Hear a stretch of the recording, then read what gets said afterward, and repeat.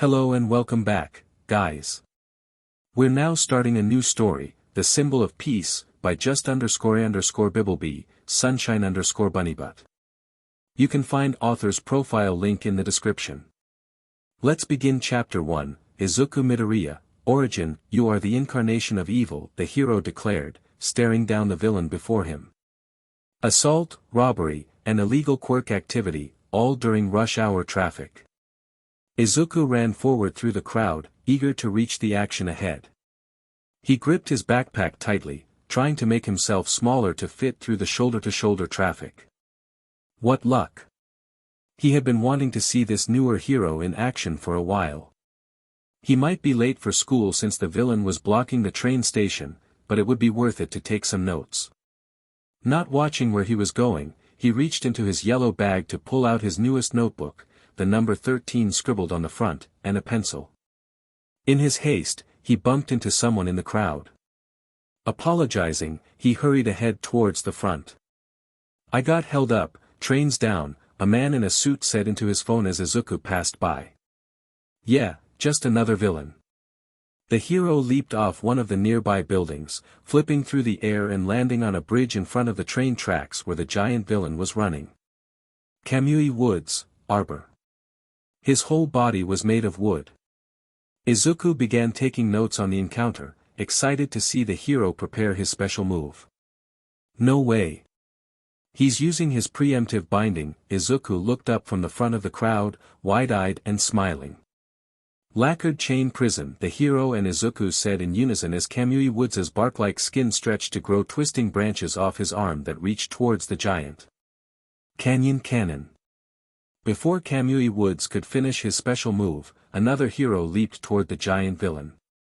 As she fell, her body increased in size until she was practically the size of one of the surrounding buildings, much larger than the giant villain beneath her. She cannonballed on top of him, pinning him down before turning to face the crowd. She winked as reporters' cameras flashed. "Hi there, everyone. I'm Empty Lady, and you don't have to worry about this bum anymore." So cool. A new hero debut. It seemed like she had the ability to change her size. Izuku wondered about her limits. Could she shrink smaller than normal? How large could she grow? She had gotten as big as a skyscraper. How did she navigate smaller streets when she was enlarged? Her feet were larger than a car. Hey! You're saying that all out loud. What are you, some kind of fanboy? The man yelled from next to Izuku, making his pencil scratch across the page he had been writing on. "Oh, yeah, I guess so. Sorry about that," Izuku replied, looking back at the scene before him. The villain had been apprehended, and reporters had moved in to interview the two heroes responsible. Heroes and villains. It felt like something out of a comic book. Events like these happened every day, although he usually didn't get to witness them firsthand. Ever since the Symbol of Peace, All Might, debuted a couple of decades ago, the most dangerous type of villain anyone seemed to encounter was a robber or thug. He had single-handedly brought peace back to everyone. The streets had become safer, the citizens happier, and organized crime had basically disappeared. Heroes had become practical celebrities. Izuku opened his bag to put his notebook and pencil away, grabbing his phone to check the time. He was definitely late for school. One day long ago in Qingqing City, China, a luminescent baby was born with a unique power. As time passed, a similar phenomenon occurred all over the world, and soon, most of the population had obtained superhuman powers known as quirks. This allowed people to pursue heroism as a profession. Izuku scribbled in his journal, listening to his teacher's history lecture. "Speaking of professions, today I will be handing out printouts for you to fill out specifying what courses you are considering for high school. I know you all want to be heroes." Around Izuku, the class erupted with excitement over their quirks. Beside him, Kacchan, a boy with spiky blonde hair, created small explosions from his palms. In front of him, another student spread their wings, while another waved their arms around the classroom. Izuku slouched slightly in his chair to avoid getting hit. "Okay, I know you're all excited, but quirk usage on school grounds is still against the rules, the teacher reminded everyone. Most of the students immediately settled down. Izuku began to sit up when a hand slammed into the desk next to him, causing him to squeak and slide back down. Don't group me in with all these losers, I'm superior to all of them, Kacchan declared, leaning back in his chair. You extras will be lucky to get into a half-rate high school with a hero course.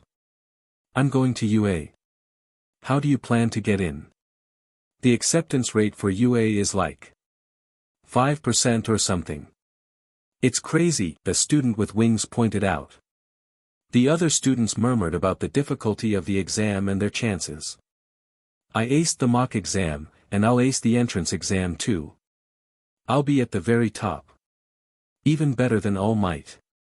Kacchan shouted, climbing onto his desk and addressing the class. Please, Bakugo, get down before you break the furniture.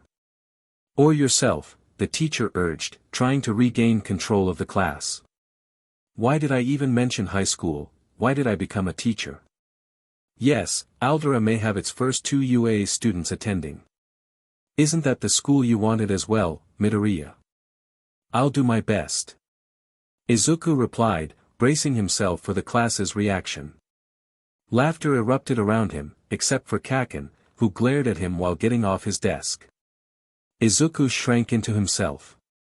Every kid dreamed of becoming a hero, and he couldn't help but admire them. Sitting at the top was the number 1 hero, All Might, who made the hero course at UA famous. Izuku counted himself among the thousands who dreamed of graduating from there one day. The bell rang, and their teacher handed out the papers. Izuku closed his notebook to make space for writing. He wrote, UA Hero Course, at the top, trying to shield his paper from Kacchan, who was already finished and packing up. The 2 boys had shared the same dream since they were young.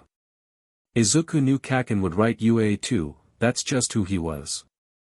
He looked back down at his paper, wishing he could be as confident. Suddenly, Kacchan leaned over to read it. You really are thinking of applying. Don't think you can put yourself on the same level as me. Kacchan let the ashes of the paper fall from his hands. I'll be the first student from Aldera to get into UA. Wait. No, it's not like that, Kacchan, Izuku tried to explain, waving his hands. I'm not trying to compete with you or anything. Really. But, if I don't at least try, I'll never know if I can follow my dreams, don't bother. The exam would be impossible for someone like you, Deku. Kacchan mocked him, change your answer. The students nearby snickered as Izuku packed his things, hoping Kacchan was done picking on him for the day. It hadn't always been like this, they used to be close. Then Kacchan's quirk manifested, and things changed. Izuku approached the teacher to get a new printout. Despite the rules against quirk usage, he knew Kacchan wouldn't get in trouble. He probably broke the no quirk rule every day since middle school, usually directed at Izuku. Don't get your hopes up for UA, kid. The teacher handed him a new paper. Bring it back tomorrow, maybe with some backups. Just in case, K. Izuku nodded, slumping over as his teacher turned to leave. Kacchan hadn't left yet. His friends hovered around him as he paraded a notebook, reading from it dramatically. How to be a hero, logbook. Kacchan's eyes met Izuku's, and Izuku's face flushed as he rushed over. You have 13 of these, loser. Kacchan. Izuku yelled, realizing the notebook everyone was laughing at was his. The group shook with laughter as Kacchan flipped through the pages, leaning on Izuku's desk. When Izuku reached him, Kacchan stood and held the notebook just out of reach. Izuku tried to grab it, even reaching on his toes, but Kacchan just laughed. What? This important? He ran away, laughing with the other students, staying just out of reach. Give it back.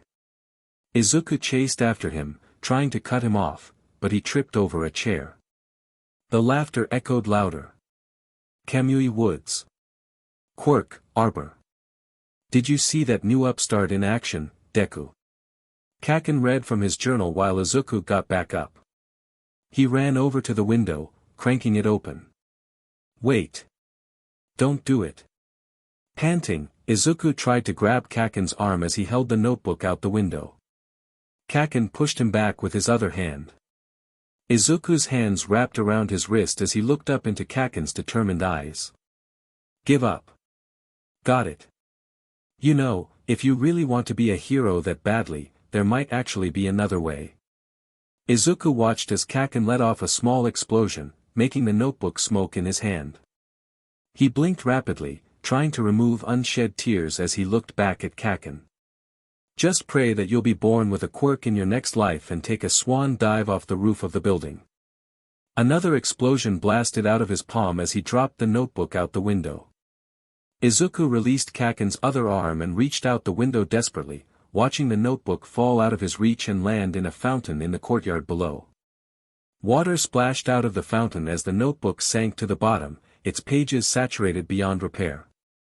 Kacchan laughed as he left the classroom, putting his hands in his pockets, his friends trailing behind him.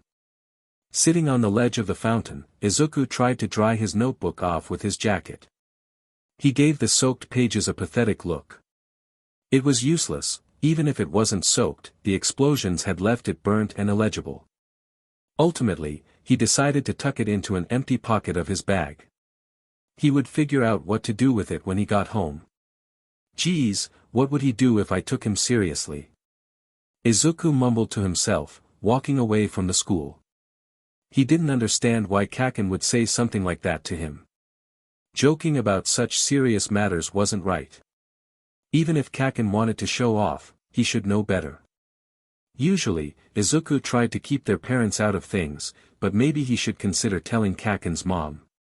No, it wasn't worth it. Kacchan wouldn't say that stuff to anyone else.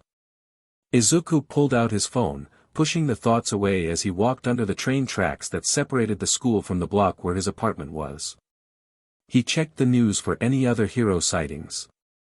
All Might spotted outside convenience store, hero saves the day again. Izuku quickly clicked on the article, reading through it at record speed. The number one hero had been sighted not far from his house. That was unusual, he usually stayed in Tokyo. What was he doing here in Mizurufu? Izuku couldn't help but imagine what it would be like to meet All Might. He'd finally be able to ask the question he wanted an answer to more than anything. Could he be someone like the number one hero? Someone who would help everyone and always win.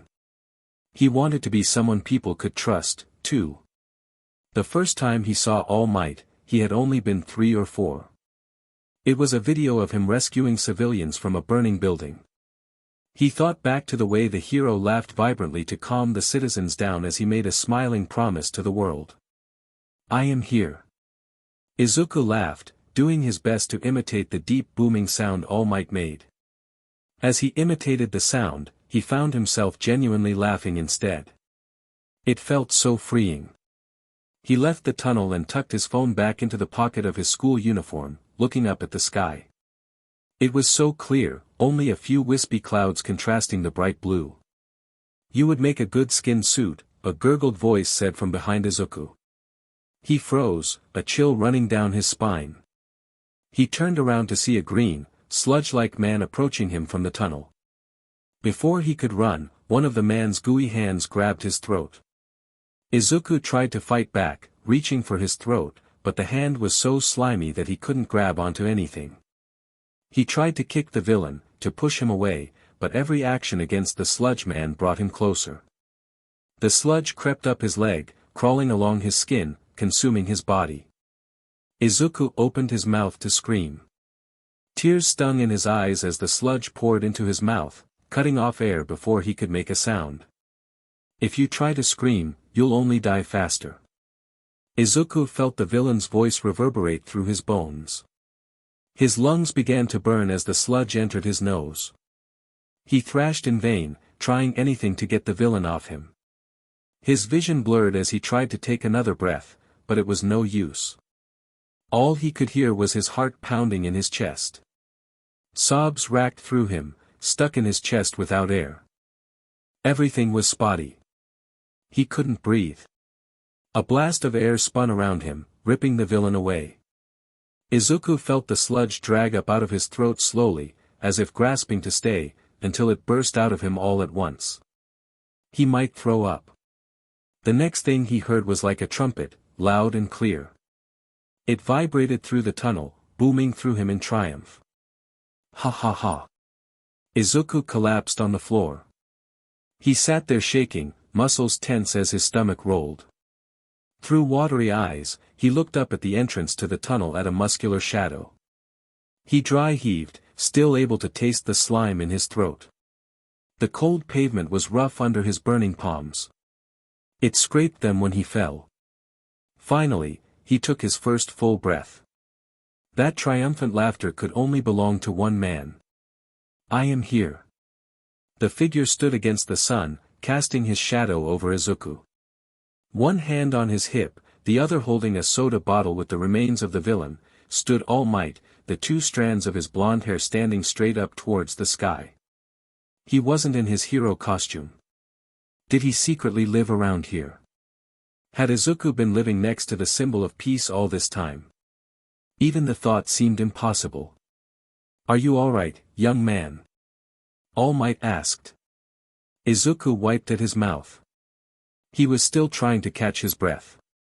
Stumbling, he tried to stand on weak legs and walk towards the monumental man before him. Thank you. You're my hero. He reached into his bag, somehow still half slung over his shoulder, for the notebook Kacchan had thrown. It wasn't perfect, but he couldn't let this opportunity go to waste. Could you sign this for me? It'll be a family heirloom. Of course, where would you like it? All Might laughed. Izuku pointed to the spot on the notebook.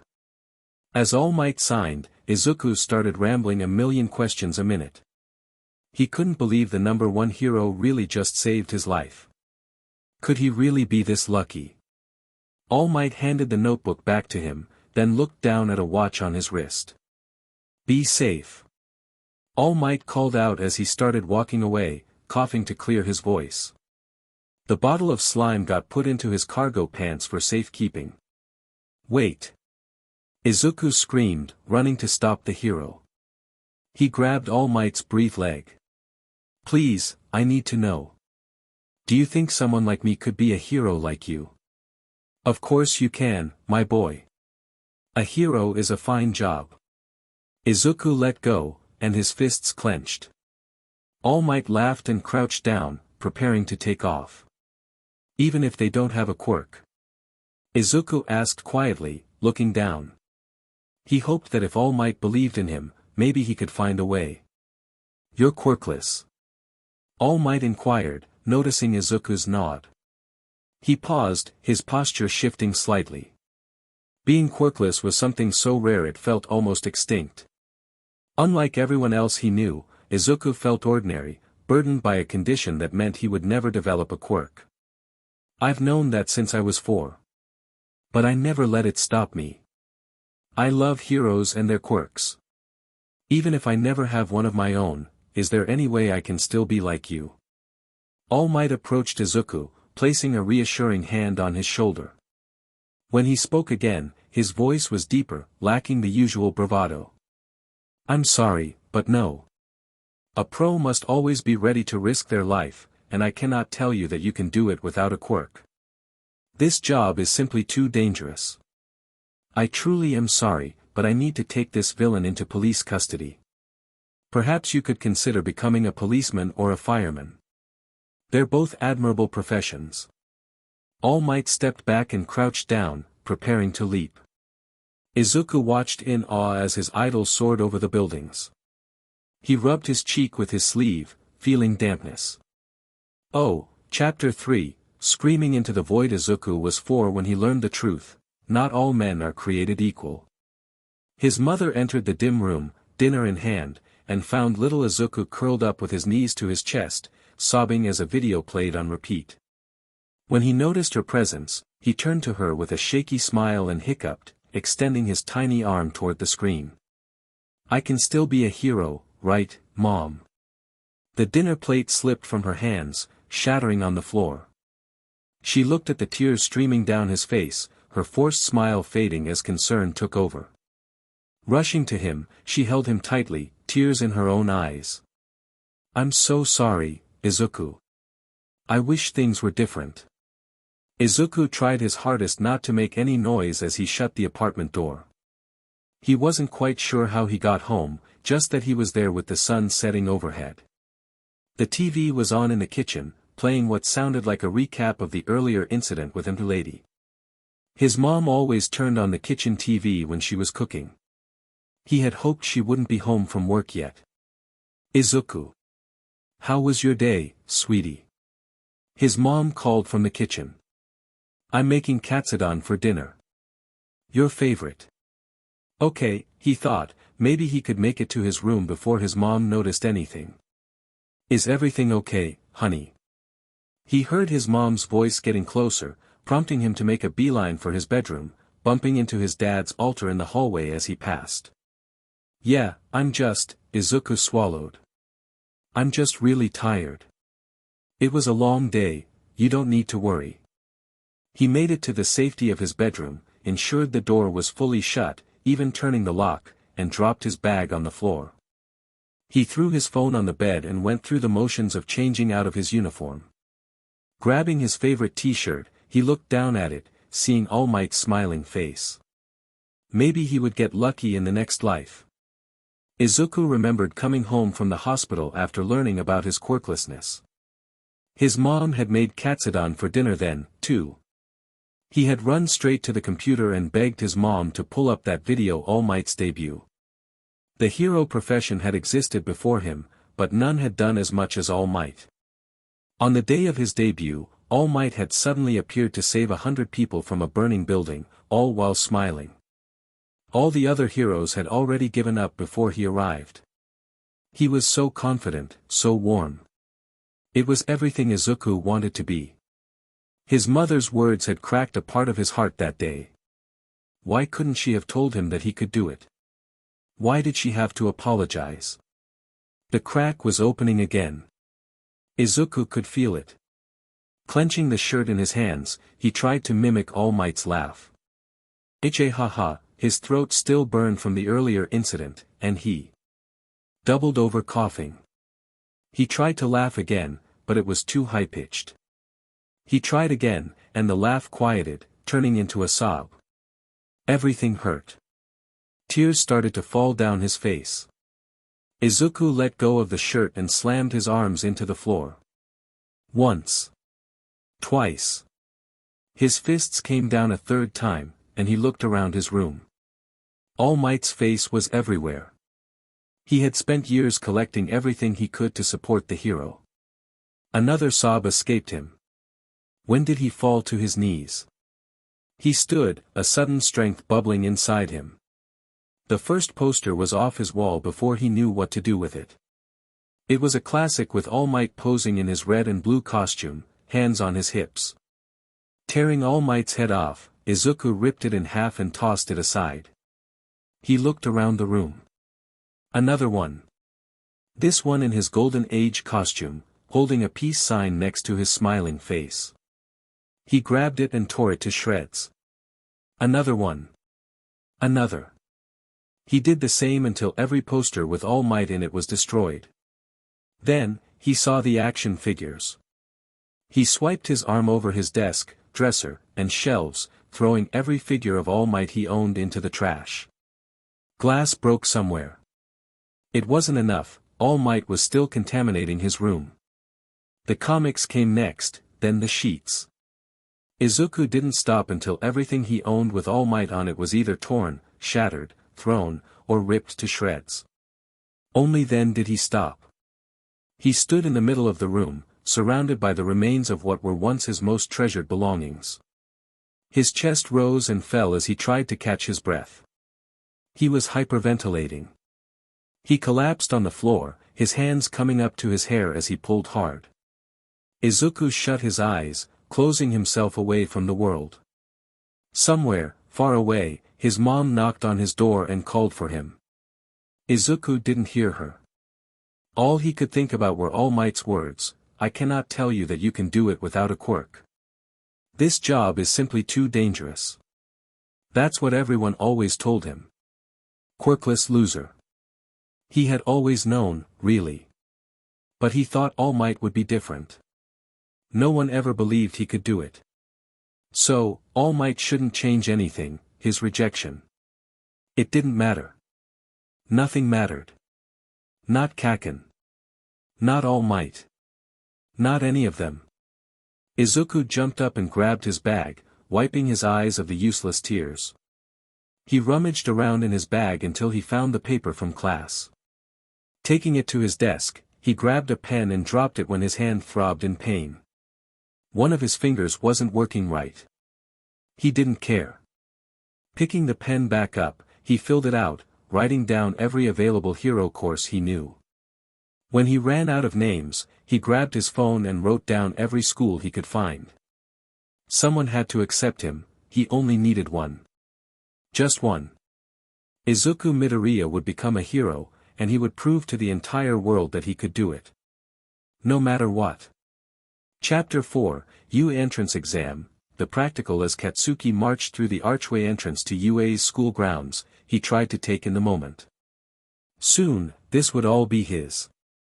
He was determined to outperform everyone else at these exams and prove that he belonged here. He couldn't help but chuckle to himself. A student with a bird-like appearance bumped into him, and he scowled. Scanning the crowd, he saw no one he considered a real threat, just a bunch of nobodies.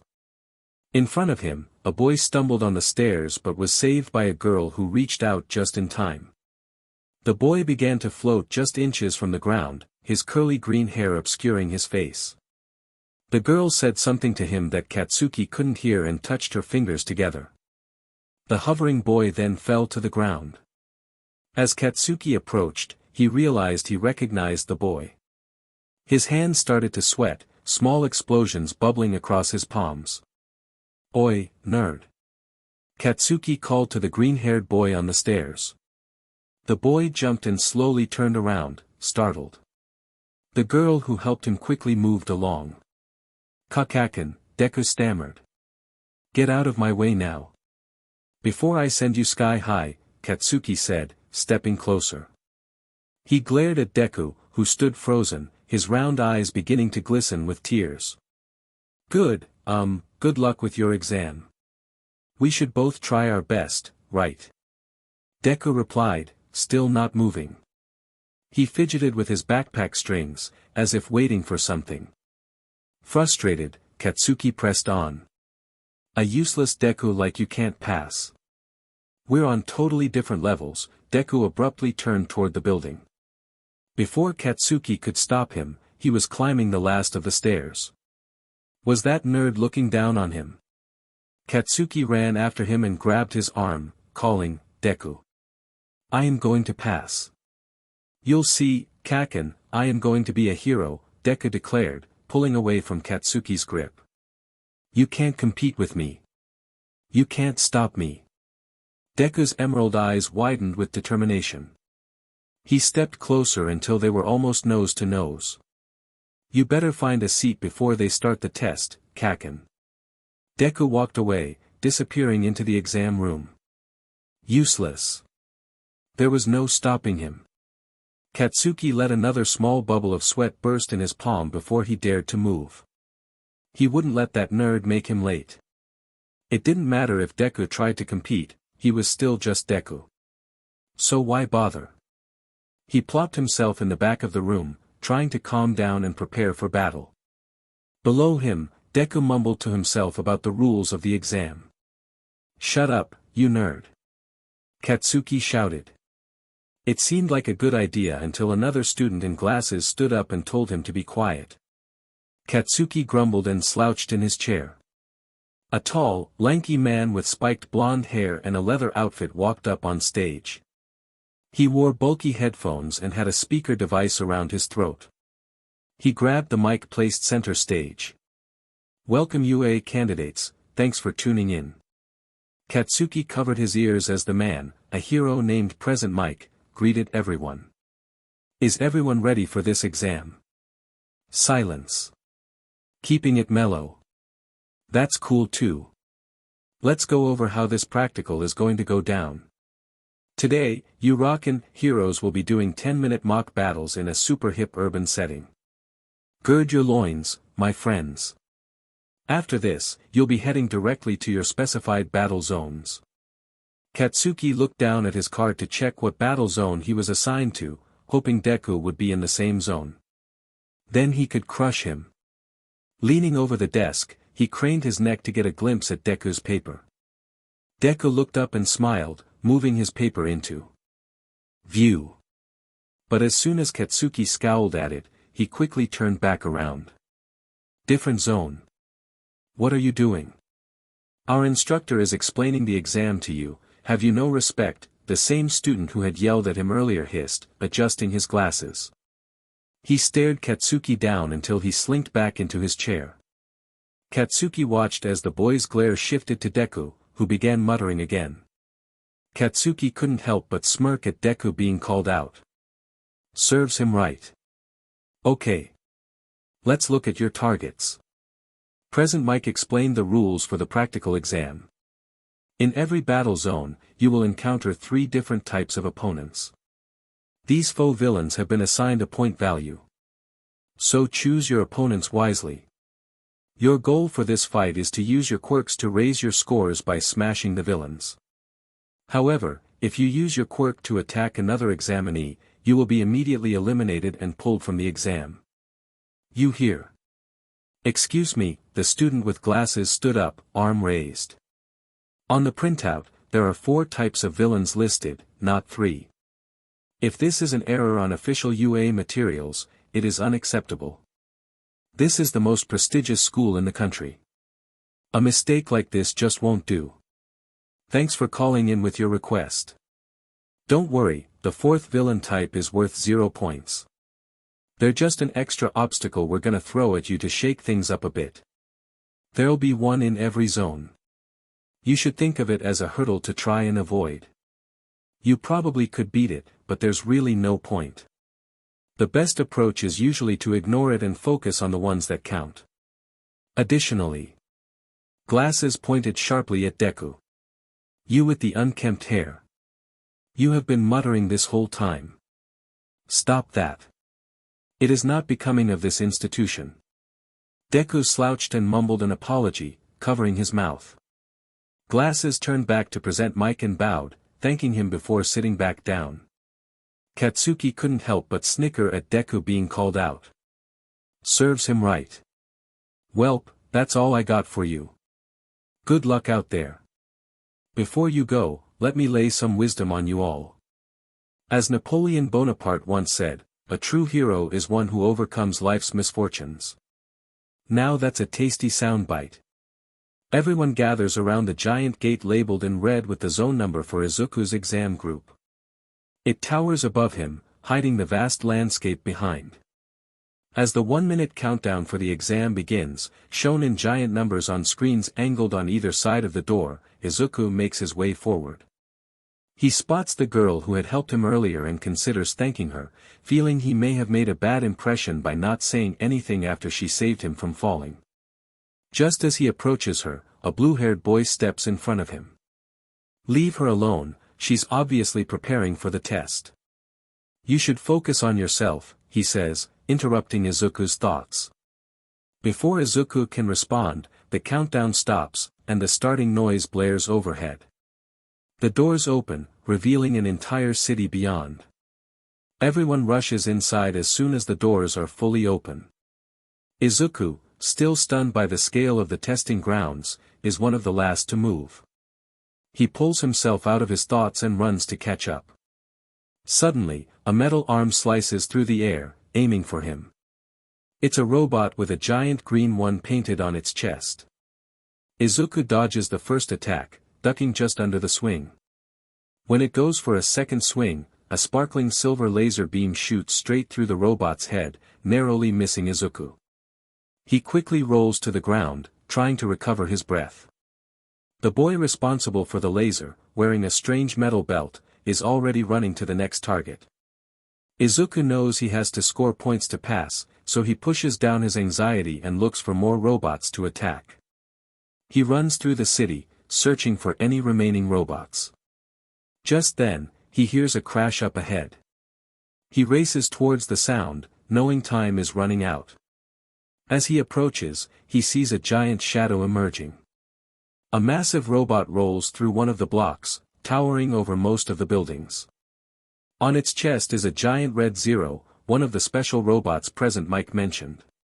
Panic spreads among the other examinees as the robot begins to wreak havoc, ripping through buildings. Izuku feels a surge of fear but knows he must act. He runs between two buildings, trying to formulate a plan. Suddenly, he hears a scream nearby. Looking through the smoke, he spots someone in danger, trapped under debris. Without thinking, he races towards the fallen figure, his heart pounding. He skids to a stop and sees the girl who had helped him earlier, pinned under rubble. Her arms are trapped, and one of her legs is pinned by a larger piece of debris. Their eyes meet, and he feels a rush of determination. "It's gonna be okay. I'm here, I'm gonna get you out," he reassures her, wiping away his tears as he starts to lift the debris. "Wait, my arms, get my arms first," she weakly replies. Izuku quickly shifts his focus, working to free her arms. He digs under each piece of rubble, feeling the pressure of time as the robot looms closer. With each piece he removes, he can hear the robot's wheels moving nearer. He knows he has to hurry. Finally, he frees her first arm, but the robot is still advancing. He works frantically, scraping his wrist on the rough edges of the stones. The girl helps by tapping on the pieces she can reach, using her quirk to float them off. Once her second arm is free, Izuku looks up and realizes the robot is almost upon them. With no time left, he dives on top of her, hoping to shield her as the robot rolls over them. The ground shakes, and debris flies around them. Izuku holds the girl tightly, feeling the weight of the moment as the robot crushes the space where she had been lying just moments before. He panted as the robot continued its path of destruction past them, not having noticed they were directly under it. Silence took over, and he waited, listening to the drum of his heart. Even though the stone was crushed, it continued to float in tiny pieces, hovering in clusters. Remembering that he had thrown himself onto a random stranger, his face burned red as he quickly got off. Now free, the girl touched her fingers together, dropping what was left of the concrete blocks. They fell to the ground like a hailstorm around them. Izuku stood up, brushing off his scraped knees. His pants were torn. "Thank you," the girl said, still weak from the weight of the debris. She then turned away. Looking unwell. "Are you okay?" "I should be asking you that," he smiled down at her. She gave him a shaky thumbs up. "Can you stand?" "I think so. My left ankle hurts, but I can do it." Izuku extended his hand to help her up. With some effort, they got her standing on her own. Her face was still too pale, but somehow, she had no visible cuts or injuries. Maybe a broken ankle, and she was holding her arm oddly, plus the earlier incident. Luckily, they were promised first aid after the exam, so Izuku knew she'd be okay. She was alive, and that was what mattered. 1 minute remains, listeners. Let's have a rocking finale. Yegich. Cue the countdown. A countdown began as Present Mic's voice echoed through the arena. Izuku panicked and looked around. The city around him had been destroyed. There was no trace of another contestant, let alone a robot. He had to find one. Now. Or else he was going to fail. No. I need to get a point.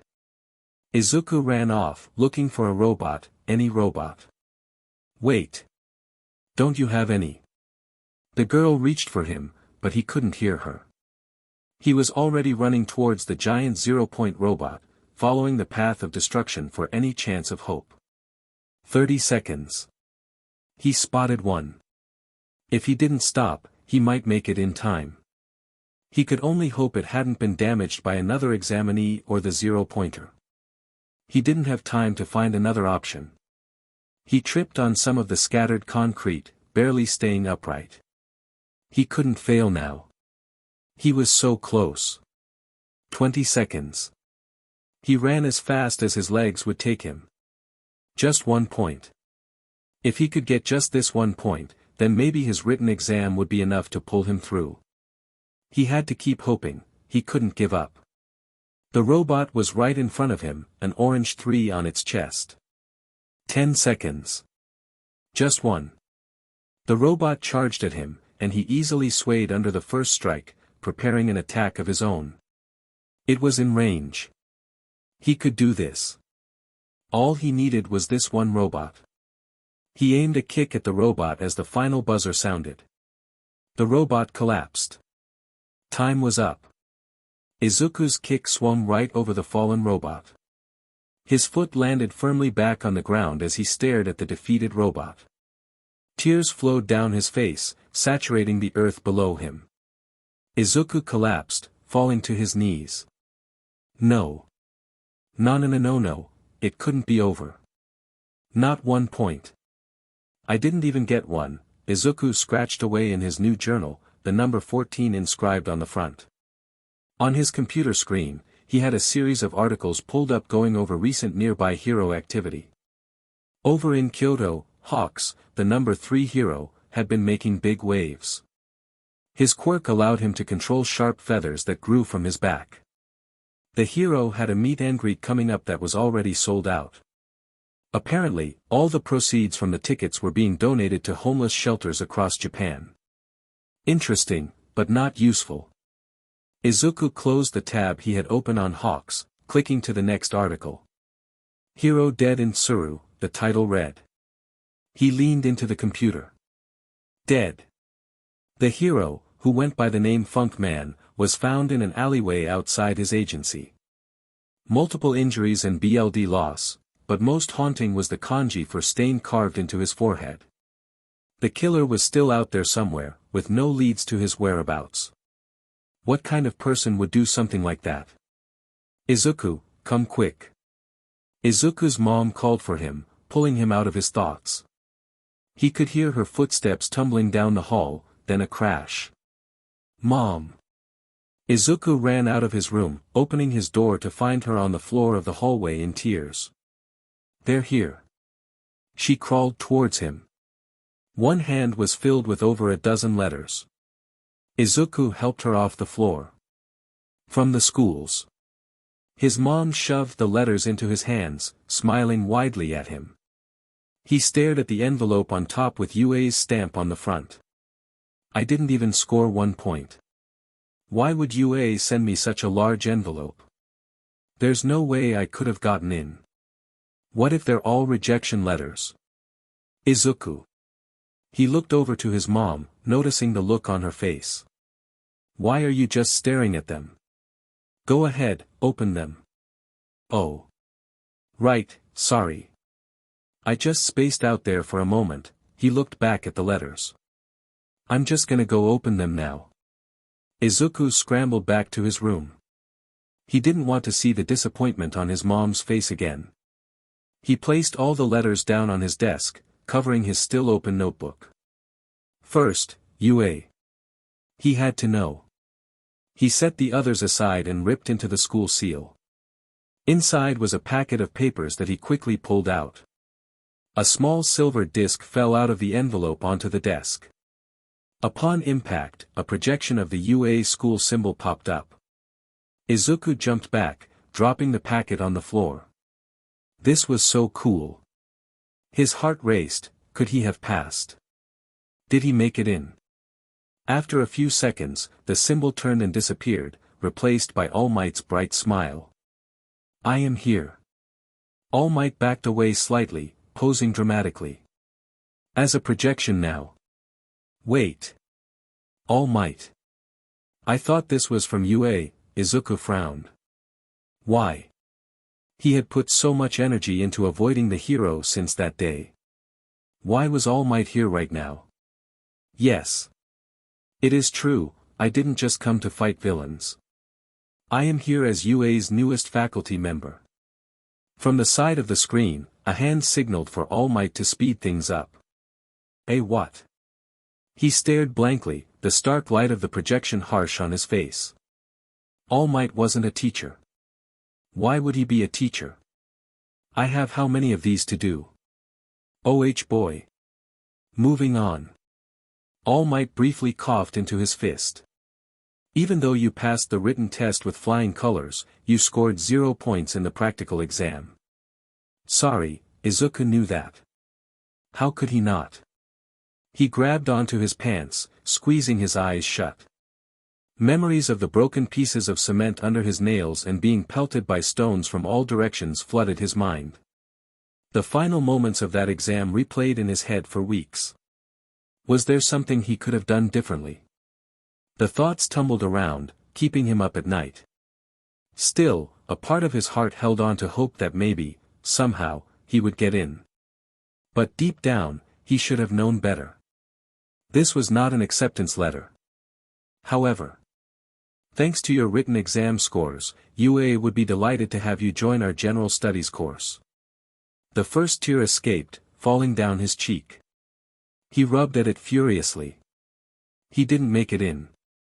The projection of All Might continued to talk, but Izuku couldn't hear him over the static in his head.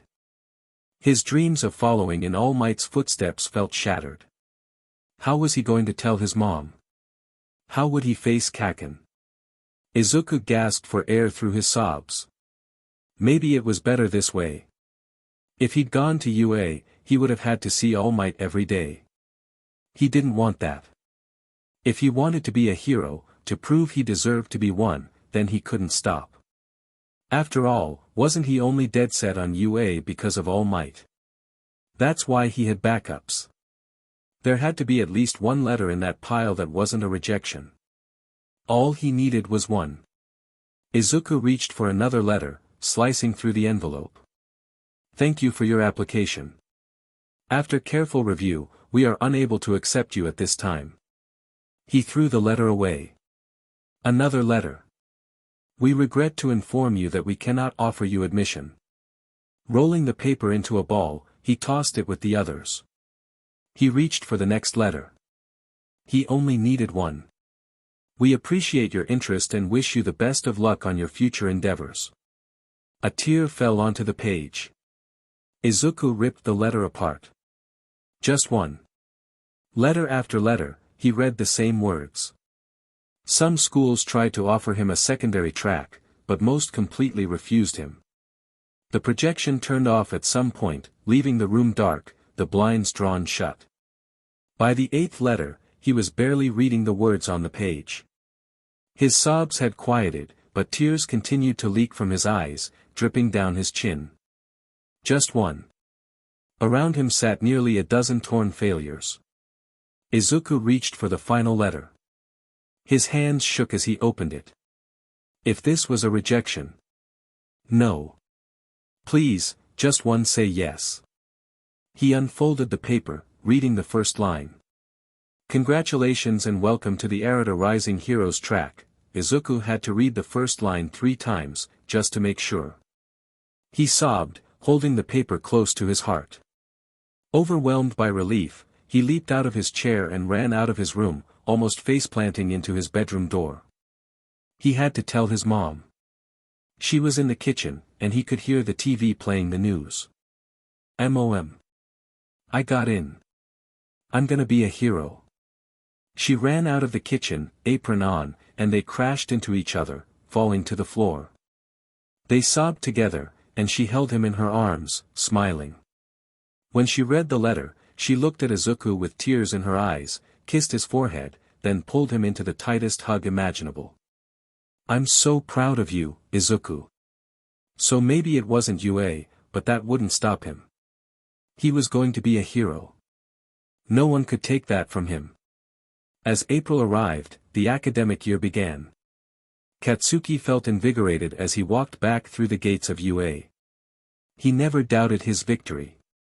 When he was told that he received the highest entrance score in the practical, he couldn't help but feel proud. All Might himself had congratulated him, in video form. There was just one thing he had to confirm before he could call this a complete victory. Down the hallway he went, sticking his nose into each classroom, searching for the befreckled nuisance. He stormed into each room, checking for a mop of green hair.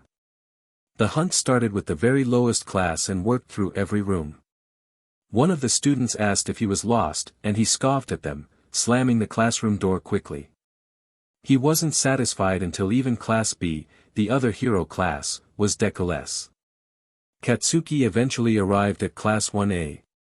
His class was the last classroom to check, and he found it completely free of the wide-eyed boy. He let out a breath as it fully sank in that Deku wasn't there. He almost felt bad for the guy. It would be weird not going to the same school, really. He was actually a little surprised Deku didn't at least get into a general studies course, given his potential. He went to his desk and leaned back in the chair.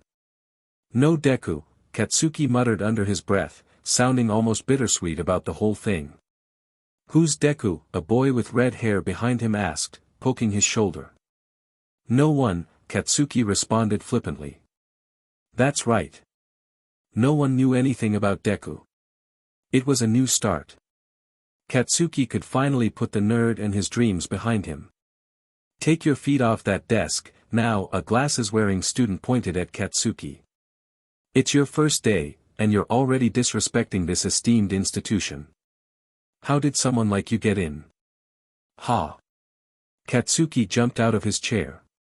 "Say that again. I'm starting here top of the class. You got a problem with that?" The student adjusted his glasses, seeming taken aback. "Very well, let's start over. I'm Ida Tenya from Semi-Private Academy." "Semi, huh? They shove a stick up your back or something. You think you're better than me, huh?" Katsuki glared at him. "I'm gonna have fun tearing you apart." The oversized door to the classroom slammed shut. Standing in front of the door was a man shrouded in a poofy yellow sleeping bag, with tangled long black hair sticking out the opening. Did he walk here like that? The tall man unzipped the bag, revealing black baggy clothes and a giant gray scarf that tumbled off his shoulders. He walked to the front desk and tucked the bright yellow bag out of sight. "When I walk through these doors, you should already be seated." He walked to the podium stationed at the front of the room, a black chalkboard behind it. Students rushed to their seats, and Katsuki sat back down. "Welcome to UA's Hero Course. I'm Shota Aizawa, your teacher. It took 8 seconds for you all to sit and quiet down. That's not going to work. Rational students would already know that. Anyway, put these on and head outside." Aizawa pointed to the wall next to the door as he pressed a button on a remote. The wall opened, revealing a series of 20 compartments, each labeled with a number. The lids opened in unison, revealing gym clothes inside for each student. The teacher placed the remote back on the podium and started walking towards the exit. No one moved. "But, sir, what about student orientation?" a brown-haired girl at the back of the class asked, her hand raised. Aizawa paused and looked back at the class. "UA doesn't follow the standard academic path. Your education is entirely in my hands. If you really want to be a top hero, you can't waste time with pointless ceremonies. Uniforms. Outside. 10 minutes. Katsuki didn't need to be told twice. He jumped out of his chair and ran to the compartment labeled behind him. Chairs banged back into desks as everyone tried to catch up. Some guy with 4 arms bumped into Katsuki, knocking him into his compartment as he tried to grab his clothes. "Hey! Watch it!" Katsuki shouted, but the other student had already walked away. Everyone was rushing to grab their training clothes. This was seriously annoying. Katsuki grabbed his clothes and sped to the lockers to change, determined not to let this throw him off. Who cares about a boring orientation anyway? He quickly changed out of his uniform and stuffed the pieces into his locker. One of the other students made it to the lockers, knocking into the trash by the door on his way in. Katsuki ignored the chatter as others caught up. The gym clothes were nothing special, just a t-shirt and track pants. They were navy blue and matched. Down each leg was a white stripe that continued up the shirt on either side, meeting across his chest to imitate an on the front, reflecting the school's logo. He was already changed and rushing down the stairs towards the training field. Beads of sweat formed on his forehead and dampened his palms. He flicked his wrists as he ran, small explosions popping where sweat flicked off. He was the first to reach the training field, obviously. Aizawa raised an eyebrow at him, looking down at his watch, but he didn't say anything. Katsuki wiped his hands on his navy blue gym pants and shoved them in his pockets. The next to arrive was a girl with fluffy black hair pulled into a tight ponytail. A boy with glasses followed soon after, with several other students trailing behind. The other students began racing down the school lawn, calling out to each other. They started forming little groups as more of them arrived. Katsuki stood at the front, a small distance away from the others. As the last few seconds ticked down, two boys, one with messy hair and another with a lightning bolt dyed in his hair, ran to catch up. And that's 10 minutes. Good. You're all here. Aizawa checked his watch before addressing the class. You've been taking standardized tests your whole lives, but never with your quirks. The country is still trying to pretend like quirks don't affect people, keeping laws in place to limit their use in public. Here, things are a little different. Bakugo, you marked first in the entrance exam. What was the furthest distance you threw a softball in middle school? I don't know, around 67 meters.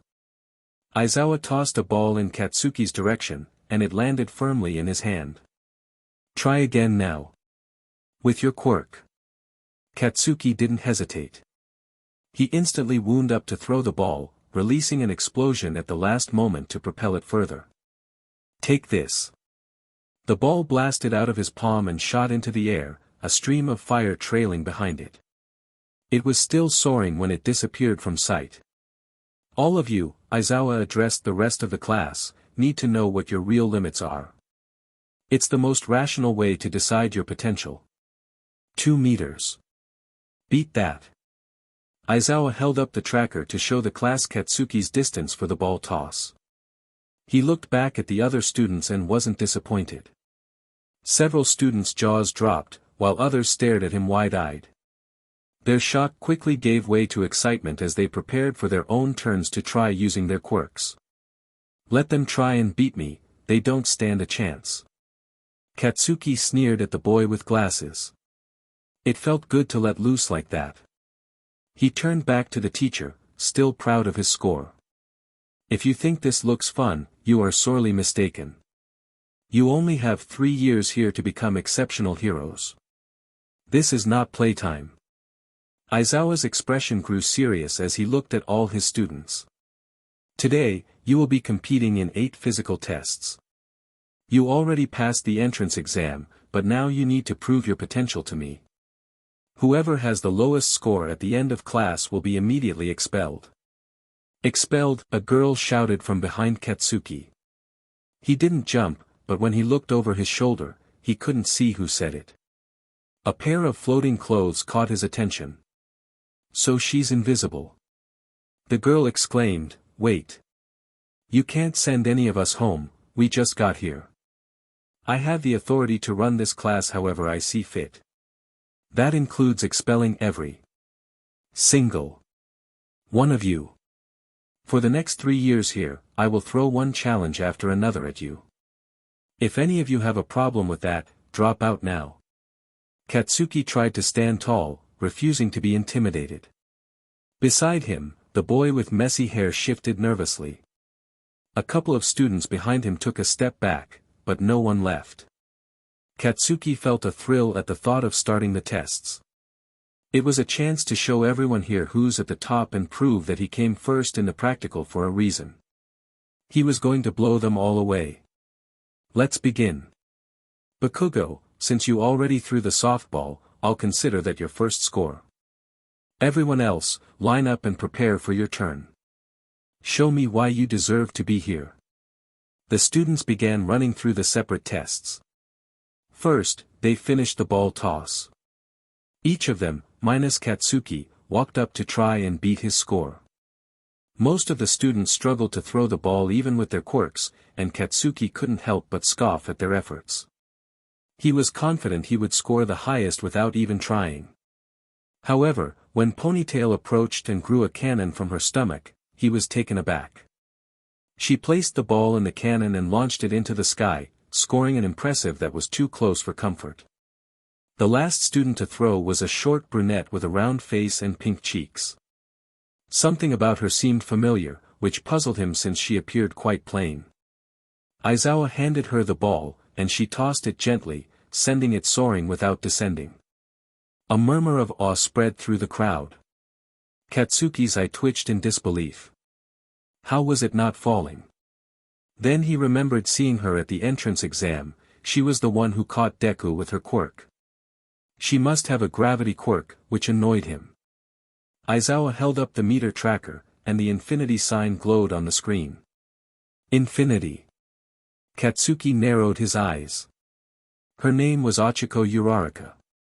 Next was the 50-meter dash. Katsuki stepped up to the starting line, knowing it would be tougher since some students had speed quirks. He glared at glasses 2 spots down, determined to prove that his quirk was superior. Just then, a guy with messy purple hair and heavy eye bags, whom Katsuki decided to call Zombie, called out to him. "What did you say?"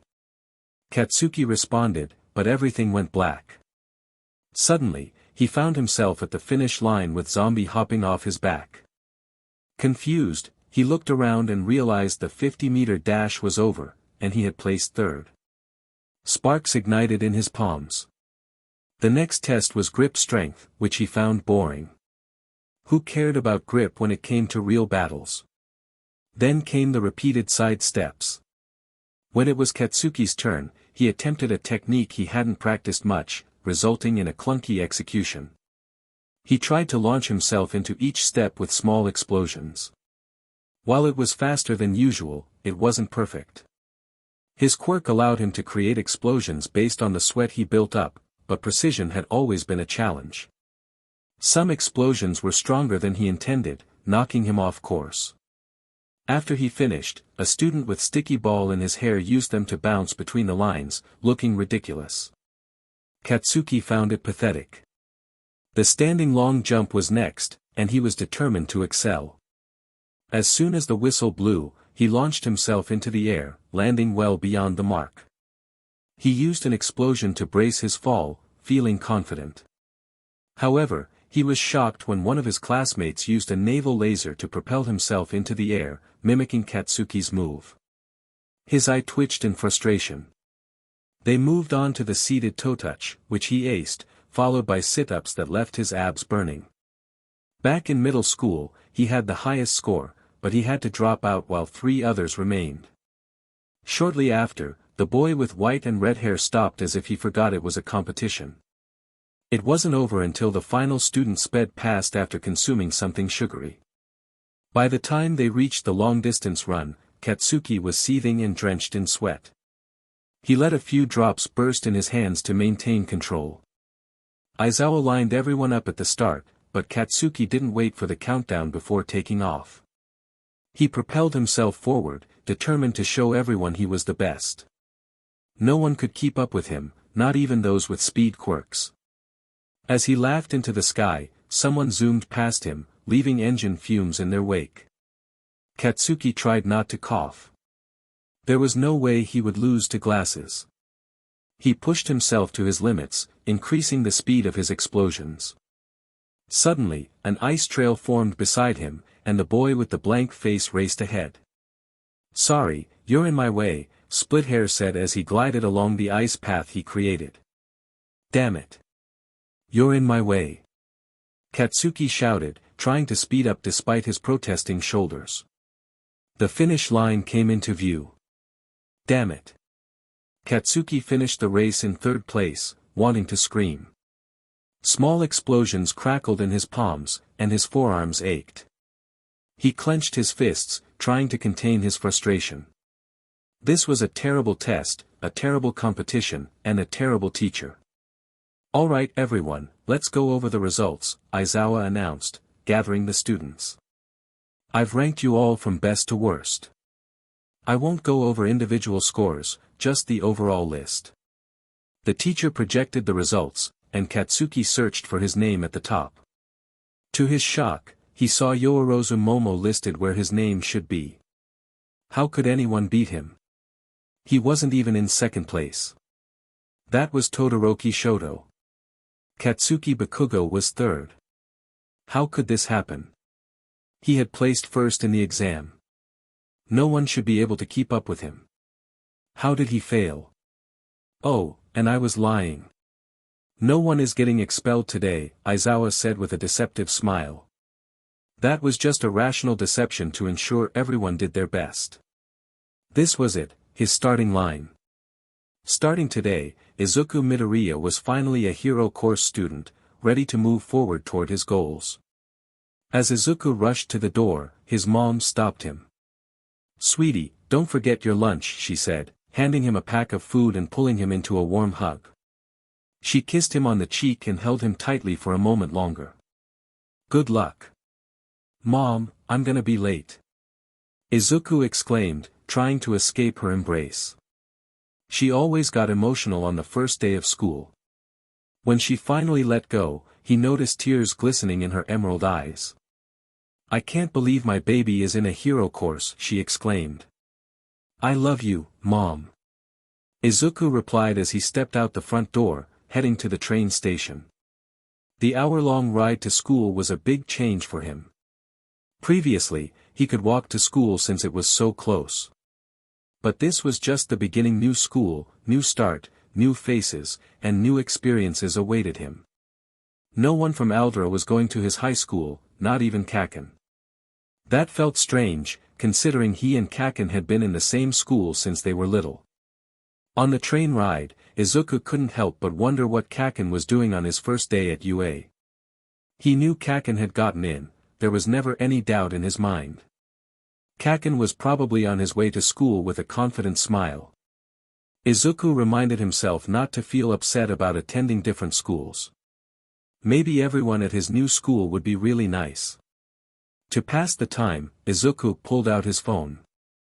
He scrolled through the news, trying to find something that wasn't about All Might, which was nearly impossible since everyone was focused on the Symbol of Peace's new teaching job.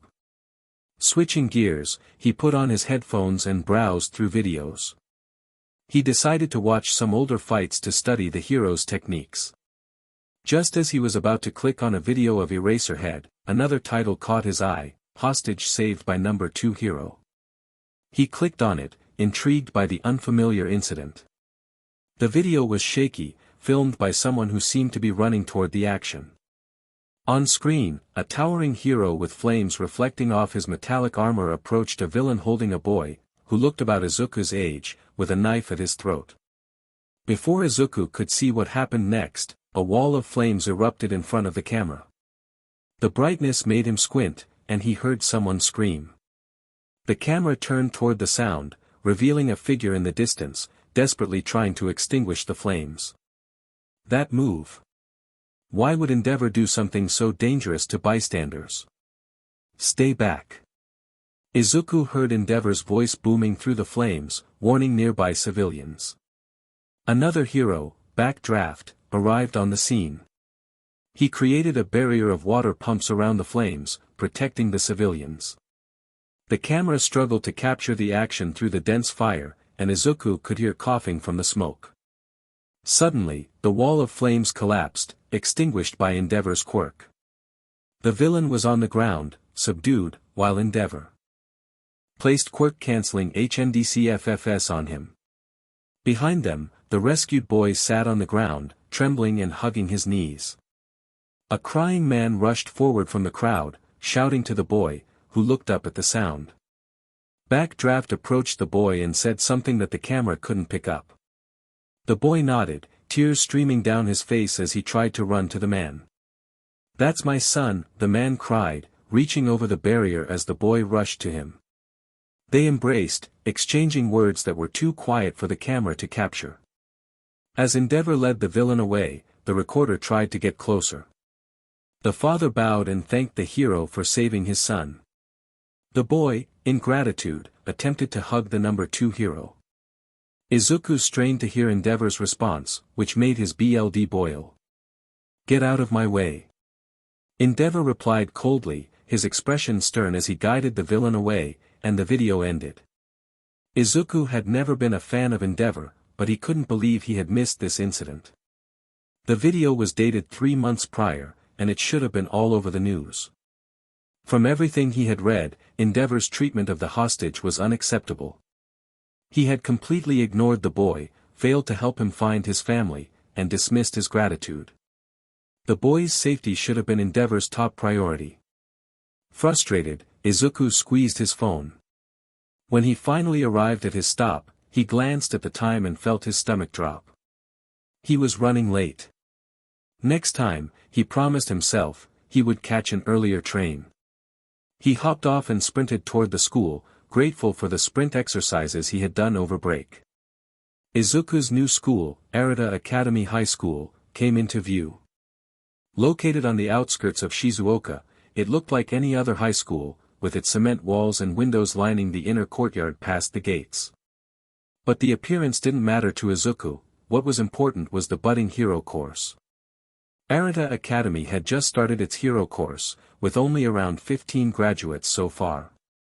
It was a young school, eager to welcome anyone with potential. The acceptance rate was impressively high, and there wasn't even a practical exam yet. If Izuku became a great hero after graduating, it could elevate this school to the level of UA. Izuku hurried into the school, quickly finding a free locker to change his shoes. He rummaged through his bag to pull out his pre-printed schedule, searching for his classroom. The chime signaling the start of school echoed down the halls, and Izuku's head popped up in surprise. With his schedule in hand, he dashed out of the locker area toward his class, stopping in front of a large classroom door that towered over him. He took a moment to catch his breath. This was at Class 1D. As he entered the classroom, he tried to slip in unnoticed, but being late made that impossible. All 10 students turned to look at him as he opened the door. Izuku's hands gripped his bag tightly, his knuckles turning white. There were so many interesting quirks among his classmates. One student even resembled a panda. The teacher, a stout old man with white hair and one eye, let out a long-suffering sigh as he turned to Izuku. "State your name, boy," the teacher said, pointing his piece of chalk toward the door. Midoriya Izuku, sir," Izuku stammered, feeling the teacher's gaze as he scanned his papers for his name. "Well, you've already interrupted me," the teacher replied, looking up and gesturing for Izuku to enter. "Might as well find your seat. Hurry up."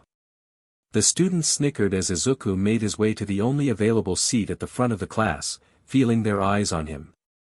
Why wouldn't they look away? The teacher resumed his lecture, writing his name on the chalkboard. "As I was saying before I was so rudely interrupted," the teacher said, glancing back at Izuku. He sank deeper into his chair. "Some of you may recognize me. I was known as the Freezer Man.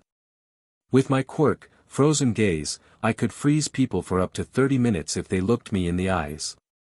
After a bad encounter with a villain, I lost an eye, which affected my ability to use my quirk, leading to my early retirement. However, heroes are essential in today's society, and while I can no longer fulfill that role, I want to help you all take my place. Listen closely, as this class will prepare you to become fine heroes and carry on my legacy." Izuku had never heard of that hero before. Was he an underground hero? He would have to look him up later. Pulling out his notebook, he began jotting down everything the teacher said, excited to have a new hero to research. After the lecture, the teacher gathered the class to head to the entrance ceremony. They entered the gymnasium to applause from the upperclassmen and made their way to their designated seats. Once all the first years were present, the principal took the stage to deliver her speech, congratulating everyone on their hard work and encouraging them to do their best. When she finished her rather standard speech, she called the school choir to sing the school song. The entire experience reminded Izuku of the entrance ceremonies he had attended at Aldera. Returning to class, the teacher continued with introductions to help everyone get to know each other and their strengths. He decided that each student should stand and formally introduce themselves and their quirks, starting from the top of the class based on their entrance exam results. This meant Izuku was first. Great. As he stood up, his knees wobbled, and his heart raced. There went the hope of making it through the first day without everyone knowing. And my name is Midoriya Izuku. And my quirk, he tried to steady his voice, squeezing his eyes shut as he forced the words out. And I don't have a quirk. Laughter erupted in the classroom. Izuku sat back down, feeling defeated. The teacher shook his head in disapproval. The student next to him, a tall boy with wild black hair and a neatly put-together uniform, stood up and sneered at Izuku before addressing the class. My name is Saito Ki, and with my quirk, I can increase the mass of myself and anything I touch tenfold. He then turned to Izuku. How did you even get in? The class laughed again. Izuku had no response.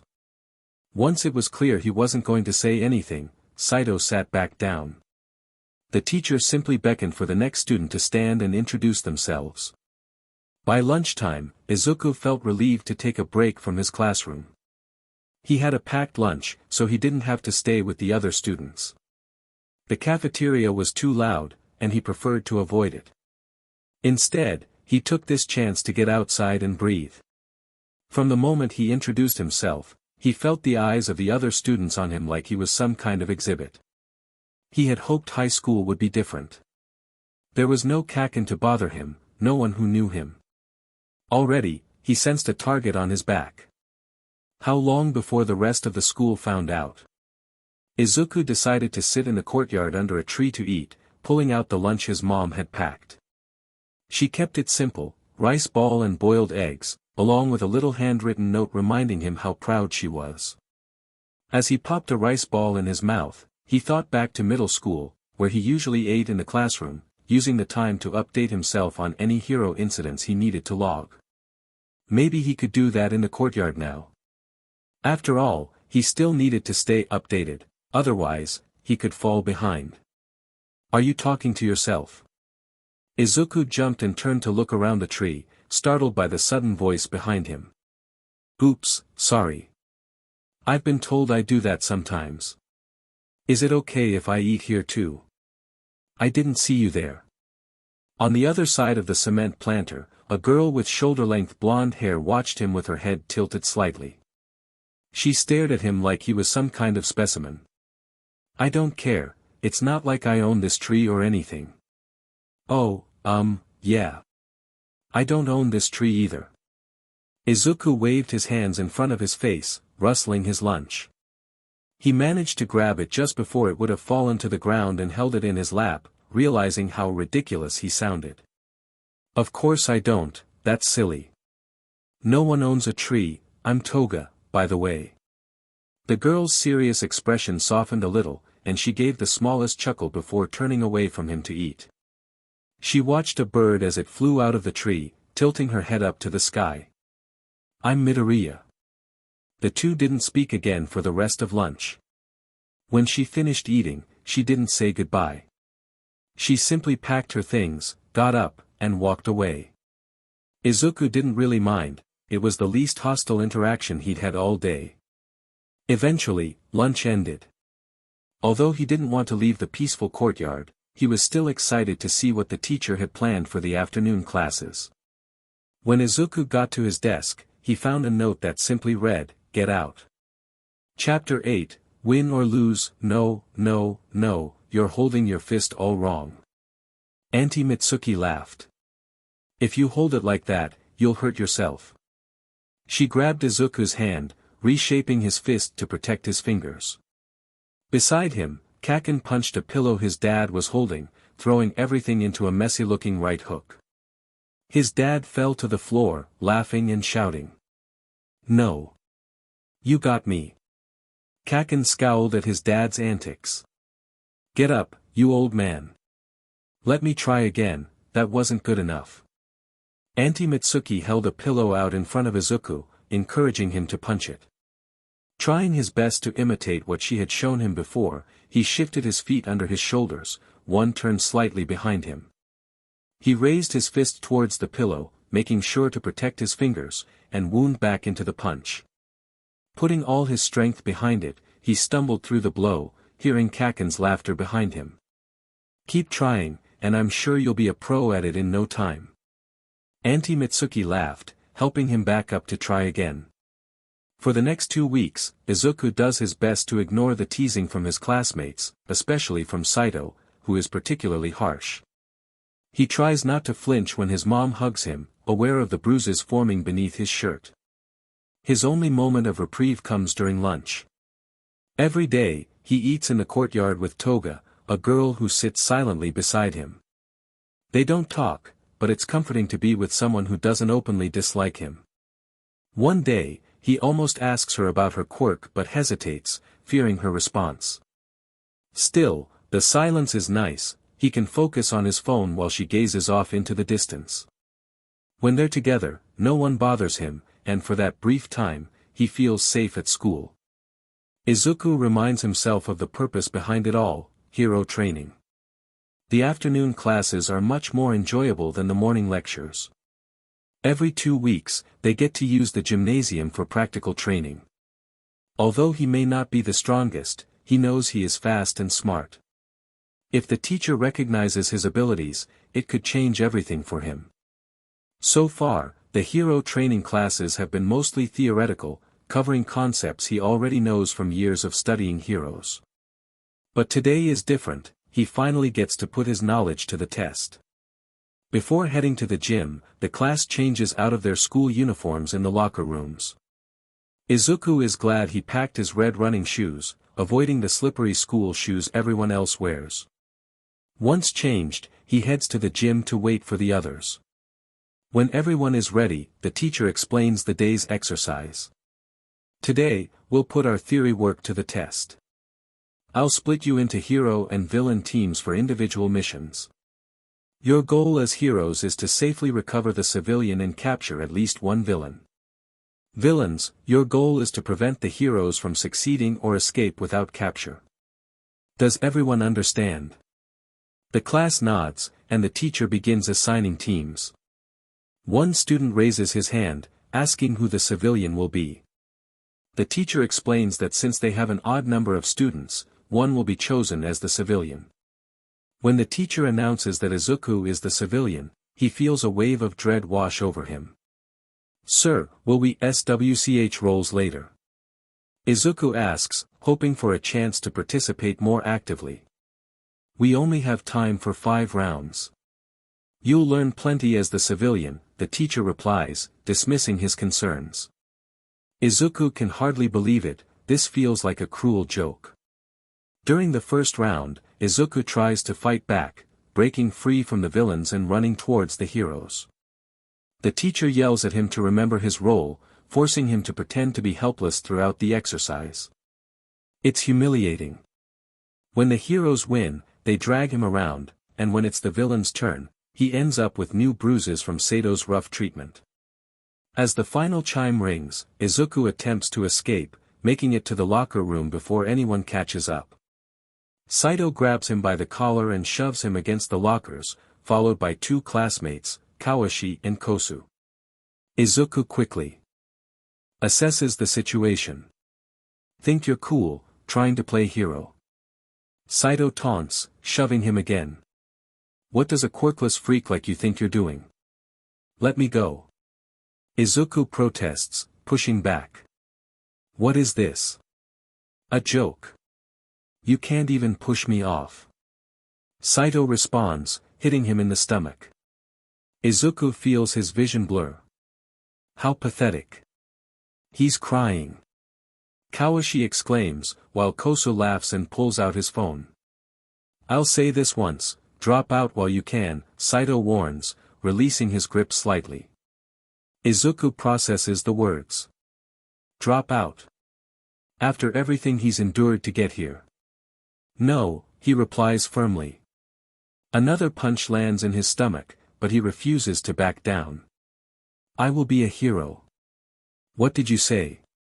Saito kicks him in the shins. "A quirkless loser like you can't be a hero." They continue to kick him until he collapses to the ground, curling up for what feels like an eternity. Eventually, they leave, and Izuku remains there until he can breathe steadily again.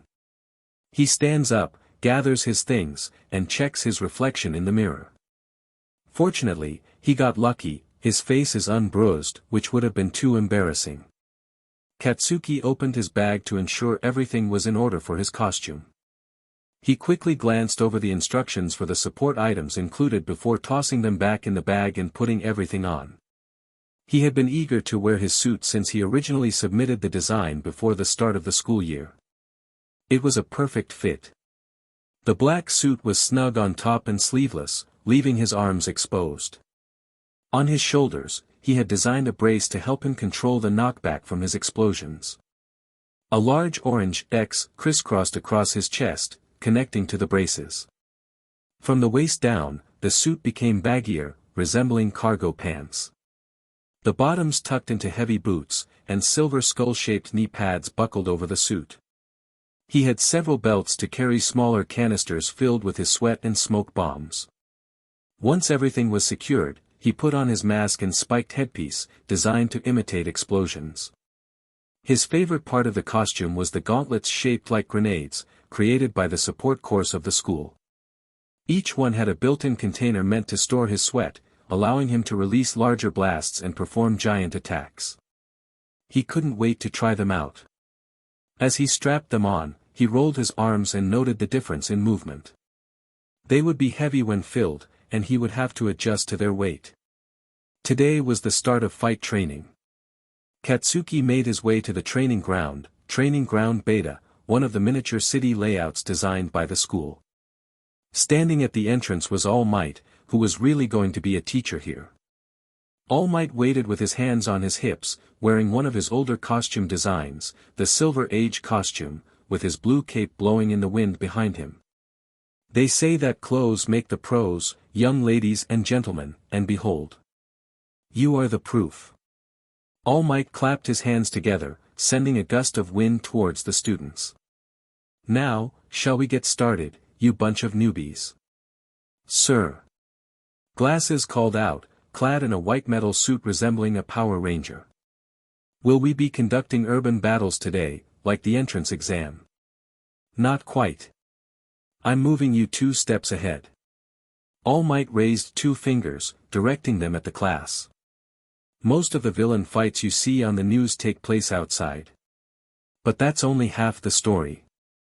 Statistically speaking, you are actually more likely to fight a villain in an enclosed area.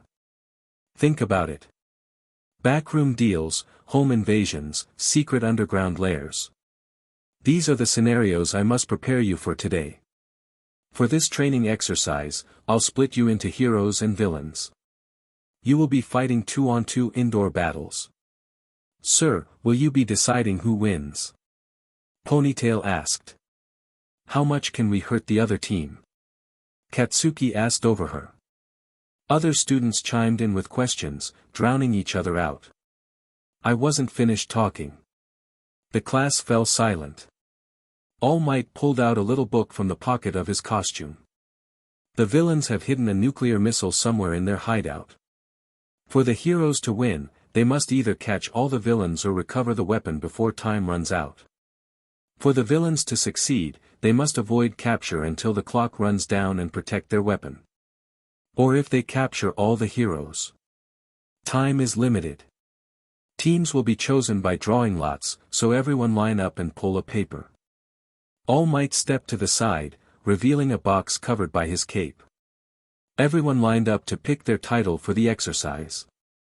Katsuki was determined to be a hero, he couldn't understand the point of being a villain. He ended up near the front of the line, refusing to let the others go before him. When it was his turn, he shoved his hand into the box, searching for a slip of paper that would declare him a hero. He pulled out the slip and unfolded it.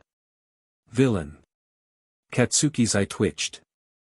Let me pull again, he yelled, holding up the line. No way. All Might pointed for him to get out of line, and Katsuki shuffled along, clenching his fists. His costume didn't allow him to put his hands in his pockets, as his gauntlets were too bulky. To Katsuki's dismay, he was paired with glasses. He didn't want to work with that loser.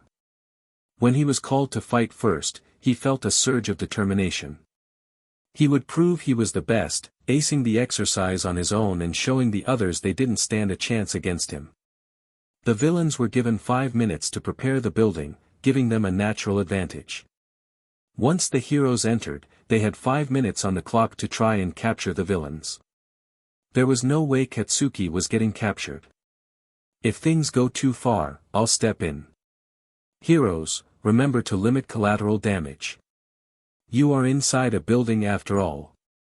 And villains, the trick to this exercise is getting into the minds of villainy. Think from the perspective of an evildoer. Katsuki entered the building with glasses behind him. At the top of the building, they reached the fake bomb, a prop with a countdown built into it. Glasses tried to discuss strategy, but Katsuki ignored him. It pains me to be aligned with criminal behavior. But if it will make me a better hero, then I must give it my all. Right, Bakugo. Glasses took off his helmet, revealing a pair of glasses underneath. Whatever. We should just split up. Katsuki continued past the bomb, heading toward the staircase. What? Why? Because, dumbass, that way I can take down the heroes without leaving this stupid bomb unguarded. Very well. I can agree to this strategy. However, your language is quite vulgar. He adjusted his glasses and began to move the bomb. I will hide and guard the bomb. Katsuki found a hiding place in the building. The interior was mostly empty, which made sense. It was a mock city, and it would be a waste of time to furnish these buildings.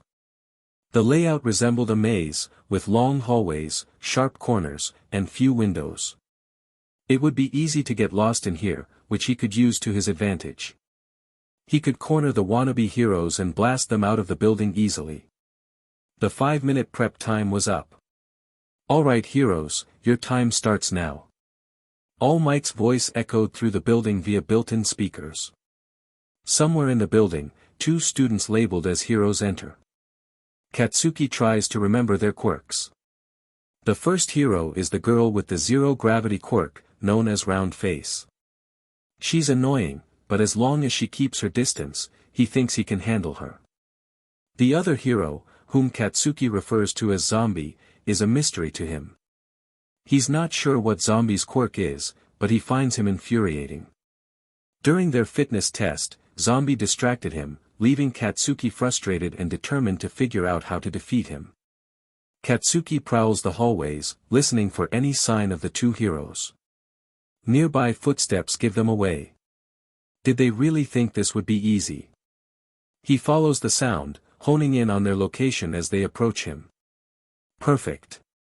Hey. Bakugo, crazy seeing you here. Zombie waves at him, smirking. What do you mean, everything goes blank?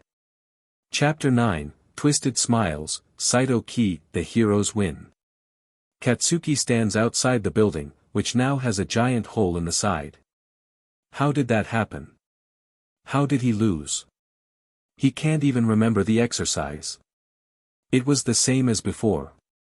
Whatever Zombie's quirk is, it's a problem. Katsuki needs to figure it out and beat him. There's no way he's letting this happen again. He feels a tightness in his chest. He didn't even get to fight. How does this keep happening? Young Bakugo. All Might's hand lands on his shoulder. Cool your jets. All Might witnessed his failure. Frustrated, Katsuki brushes his hand off and trudges behind the group as the teacher guides him inside a nearby building. They take the elevator to the top floor. The doors open to a dimly lit room where the rest of the class, except for Glasses, Round Face, Zombie, and Katsuki, await. On the opposite side of the room, a large monitor displays real-time footage of the building Katsuki had just been in. His hands sweat in his gauntlets, one distinctly lighter than the other. That DMN zombie made him look like a fool while the rest of the class watched. What a first round. All Might claps and stands in front of the monitor. He presses a few buttons, and the screen changes to replay the exercise. Let's review before we move on. The footage starts to play. Katsuki watches as he responds to Zombie, then freezes. Zombie says something, but there's no audio. In response, Katsuki slowly starts walking out of the building. His eye twitches. The two heroes proceed to where glasses hid the bomb. They separate, and Zombie tries the same trick, but it doesn't work twice. Round Face attempts to sneak around back, but Glasses catches on just before she can touch the bomb. He whips his head around and grabs the bomb, running away. Every time Zombie speaks, Glasses ignores him. The two heroes converse for a moment before Round Face runs in the direction Glasses went. Zombie turns and runs out of the building toward Katsuki. Round Face finds Glasses and communicates something through the device they were given. Zombie, still outside next to Katsuki, nods in reply and points to the building while talking to him. Katsuki watches as he takes aim with one of his gauntlets and launches a giant explosive blast directly where Zombie pointed. What the heck? Did he just help the heroes? Inside the building, the blast interrupts the struggle between Glasses and Round Face. Glasses runs to protect the weapon as Round Face slams herself into the ground, covering her body for protection. As soon as the explosion finishes, Round Face jumps up and runs for Glasses, keeping her fingers against the ground. Each piece of debris she brushes against begins to float as she approaches. When Glasses tries to run away again, she sends the debris crashing toward him, preventing him from escaping as she reaches for the bomb. Round Face grabs the weapon, and the video ends. Well, despite the results, the MVP of this exercise is young Ida. All Might announces, smiling. He turns the screen back to the live footage. Shouldn't it be one of the heroes instead, since they're the winners? Frog Girl asks from behind Katsuki. Valid question. Why didn't I choose one of those two? Who has a guess? All Might points to Ponytail, whose hand shoots up. Simple. Ida embraced this challenge. He was the only one who truly adapted to his assigned role. All Might nods as she explains. Bakugo's judgment was clouded by his longing for combat. Plus, he was easily provoked by Shinso, who even used him against his teammate in the end. However, Shinso was too casual. He relied too much on his mind control quirk and didn't consider what would happen if someone didn't respond to him. His plan was reckless, and if it wasn't for Uraraka's quick thinking, the heroes would have lost. As for Uraraka, her final attack was too reckless given the hypothetical stakes. As All Might explained before the exercise, a hero should try to prevent collateral damage. If she'd treated the fake weapon as though it were real, she never would have risked using such an imprecise move. Ida was fully prepared for his opponent's arrival. He had a strategy and never lost sight of his mission to protect the dummy weapon, even if he was foiled in the end. The hero team won, yes, but they took advantage of the fact that this was training. They didn't respect the spirit of the trial. Very wise.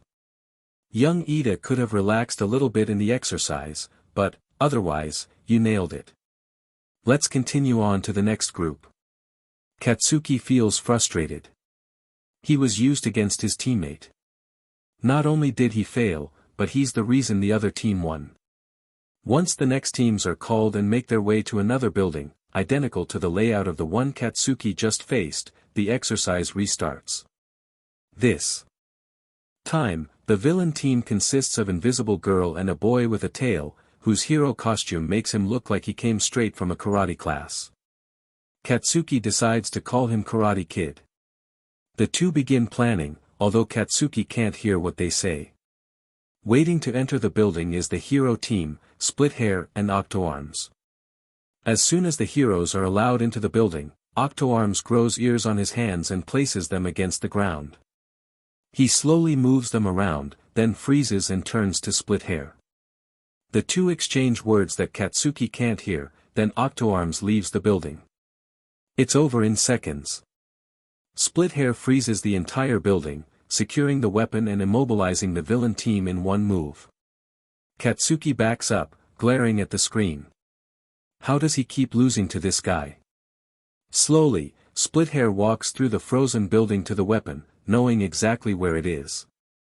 That must have been what Octoarms told him. Katsuki's ears are ringing, and he struggles to breathe. His plan had gone perfectly, but it felt like anything but a victory.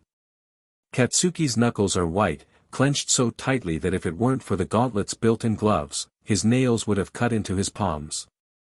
Could he really beat that guy in a fight? Katsuki finds himself in the elevator before he realizes what he's doing. He can't stand another minute in that room, it feels suffocating. As soon as he's outside, he runs, not stopping until he's halfway to the exit. His vision blurs, and the run turns into a quick-paced walk. How could he be so foolish? Explosions crack around him as he flicks his wrists, sending small droplets of sweat sparkling around him. He pants, growling in frustration. The gauntlet he had been forced to use against his teammate is fully recharged. His plan had been reckless. His feet come to a halt. B.A. Ku. Go. A giant shadow looms over him as All Might's hands fall onto his shoulders for the second time that day. I found you. Let go of me, All Might. Right now. Katsuki turns around slowly, glaring as All Might releases him. You cannot leave in the middle of a lesson. I understand your frustration, but don't let that loss cloud your judgment. Although you didn't win today, you did well out there. How dumb do you think I am? A good job. I made a fool of myself in that training exercise. Katsuki yells, a small explosion escaping as he throws his hands behind him. Careful, young Bakugo. I came in first in the exam, but that's not enough. Watching that ice guy made me realize I couldn't beat him in a head-to-head fight. His fists clench, and he bites his lip, looking down at the cement below him. A drop of water falls next to his foot. CRP. I even agreed with what that girl said. My attack was so foolish. DMN it. Remember, while pride is important, you cannot let it hinder your growth. You certainly have the abilities to become a pro hero, but there's still plenty you have to learn. All Might says. Pride. This isn't about pride, it's about his goals. A hero always wins. Save your speeches. I'm just getting started. Got that? I'm going to be the #1 hero, no matter what. I'll be more famous than you, and I'll do it without your help. Izuku found himself in a familiar, troubling situation once again. He had hoped that the first practical class had been a mistake, but here he was, facing the same scenario as 2 weeks prior. After he had fought back last time, the teacher had come prepared with restraints for the civilian role, aiming to make it more realistic. The restraints included HNDCFFS and a piece of fabric used as a fake GG to prevent him from making noise. In the final round, Izuku felt like a pawn, tossed between his classmates who had been divided into heroes and villains once more. He was thrown over Sato's shoulder, ignoring whatever the boy had said. This didn't feel like hero training, it felt more like a chaotic game where the goal was to run the quirkless kid to the other side of the gym. The final round concluded just as the school day ended. Once dropped to the ground, Izuku remained tied up while the other students hurried to change and leave. He shook the fabric off his face, letting it rest around his neck as he waited. By the time the teacher finally approached to undo the HNDCFFS, everyone else had already left. Sir, I have a question, Izuku said as the teacher worked on the locks. The teacher acknowledged him with a hum. Did you intentionally choose me as the civilian, or was it random? It was intentional, boy, the teacher replied, and Izuku's heart sank. With all due respect, sir, I am part of the hero track just like the other students. Why would you pull me out of an important exercise? Twice. I don't see why a dummy couldn't have been used or why I couldn't have been included in another group. As his hands were freed, Izuku rubbed his wrists, which stung from the restraints. Because I can't put you up against these kids. Look at how they threw you around. Do you really think you'd stand a chance against them? I'll never know if I don't try.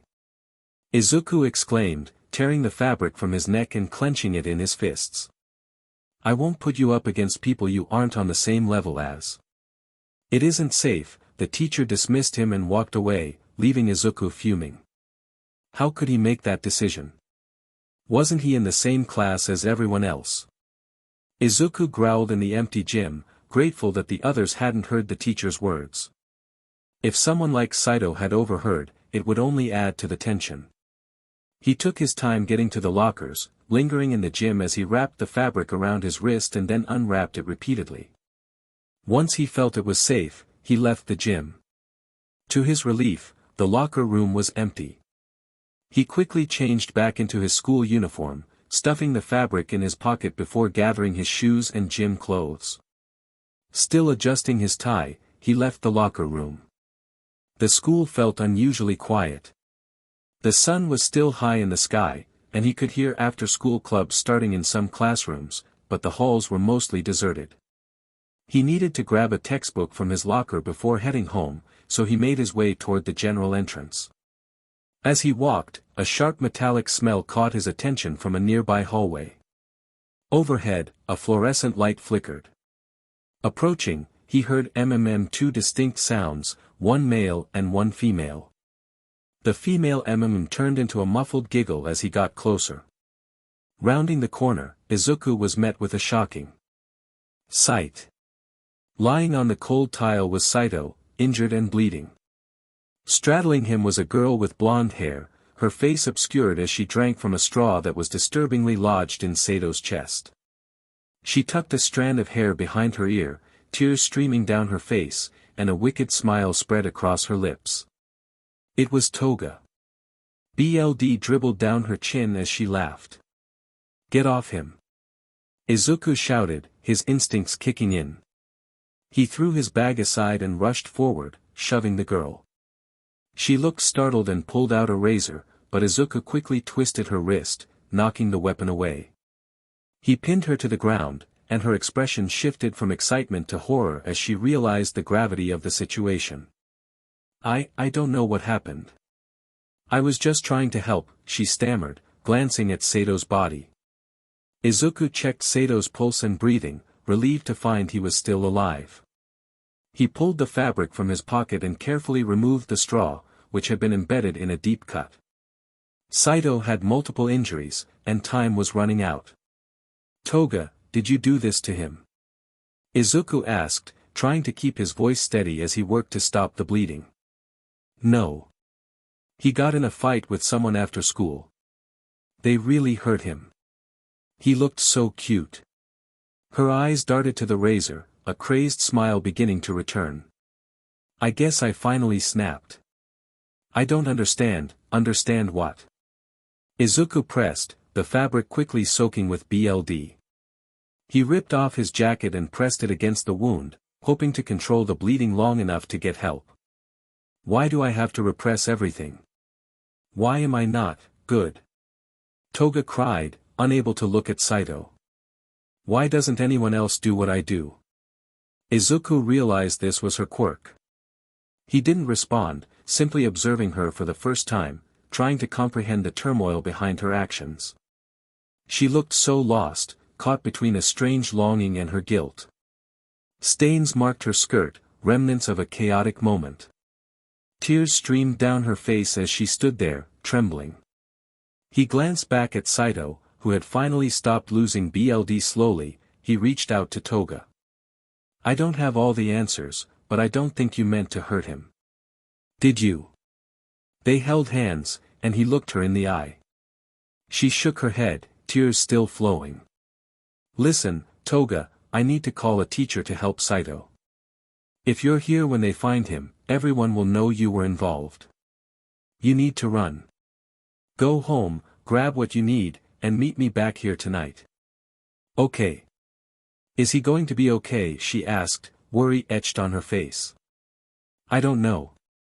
He needs a doctor. Understanding dawned on Toga, and she nodded, wiping her tears and smearing remnants on her cheeks. Okay. I'll be back tonight. I'll be there, don't worry. Toga took off running. Izuku didn't fully understand why he was letting her go. She was the villain, right? He waited until her footsteps faded before he yelled for help. It didn't make sense. If she was the villain, why did she look like she needed help so desperately? Help. Help, somebody help. What was he doing? Izuku gripped the bag on his shoulder tightly. He had gathered some basic supplies, food, water, a blanket. He wasn't sure what else to bring, so he grabbed whatever he could think of. He paced outside the school gate, anxiety gnawing at him. Where was she? She had been so scared, her hands trembling as she stared at that object. He had wondered if she wanted to use it on him or herself. A car passed by, and he ducked into a bush. What if she had already been caught? He had told Toga to run. When a teacher found him, they immediately called for help. He had been stuck at school for hours, his shock-stricken face likely the only reason the police had let him go. A branch poked him in the thigh, but he had to wait. He promised he would be there for her. She just had to return unnoticed. Midoriya. Toga raced up to the gate, hidden in the shadows. She had a light pink bag on her back, overflowing with items. In one hand, she held a small stuffed animal, a dove. She called out to him again, and Izuku shuffled out of the bush, careful not to make too much noise. Toga, he whispered, beckoning her over. You came, she said anxiously. They stepped further into the shadows, moving away from the front of the school. When they stopped, Toga suddenly hugged him. Is Saito-kun okay? I'm so sorry, Izuku shook his head, frowning. He shut his eyes, memories of the scene still fresh. He's dead. Toga's voice trembled, her breathing uneven. Izuku grabbed her arms and pulled her into another hug. Toga, I need to ask you something, he interrupted, needing to know. She looked into his eyes, pain and fear evident, pulling away from the hug.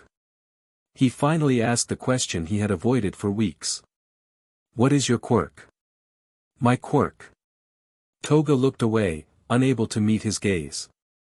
It's horrible. It's the reason Saito-kun is gone. I don't want it. Toga, please. I won't judge you. Just tell me what it is. Have you ever liked someone so much you wanted to become them? Izuku tried not to think about his answer. My quirk. If I drink the blood of someone I like, I can become them. Izuku let her go. Everything clicked into place. The smile, the way her cheeks flushed as she drank, her pull towards blood. It was more than just a longing, it was part of who she was. She must have been suppressing it constantly to have lost control like that. He noticed Toga's expression darkening as she began to retreat. He had said too much. Wait. He grabbed her arm before she could run. You hate me, she exclaimed, trying to pull away. He held on tighter, refusing to let her go. Everyone hates me. I'm a monster. No. Izuku said, quickly lowering his voice and releasing her arm. I understand, Toga. It's just who you are. So you like blood. That's okay. You can't keep ignoring it. It felt good, didn't it? What? Drinking his blood. That's why you did it, right? No, he was bleeding. I just couldn't. You couldn't stop. Toga shook her head. You liked it. It felt good. It felt so good, she admitted, her expression shifting as a smile began to form. But then her face fell, halting her words. What's wrong with me? Nothing. Izuku caught Toga as she leaped forward, pulling him into a tight hug. They stayed like that for several minutes, wrapped in the darkness. When Toga finally let go, his shoulder was wet from her tears. He remembered the bag he had brought for her and retrieved it from the bush, handing it over. Oh yeah. I brought you some stuff. Thank you, she whispered. It's not much, and I'm sorry I can't do more, no. She shook her head, rummaging through the bag. Thank you for not abandoning me. Thank you for trying to help Saito-kun. I didn't tell the police about you or what I saw. Still, they know he was attacked. I don't know if I really helped by lying. Izuku felt a pang of guilt. What kind of hero lies to the police? He worried about what would happen if they found out. Thank you. Toga hugged him one last time. Where will you go? Wherever. She adjusted her bags, looking up at the sky. Bats flew overhead.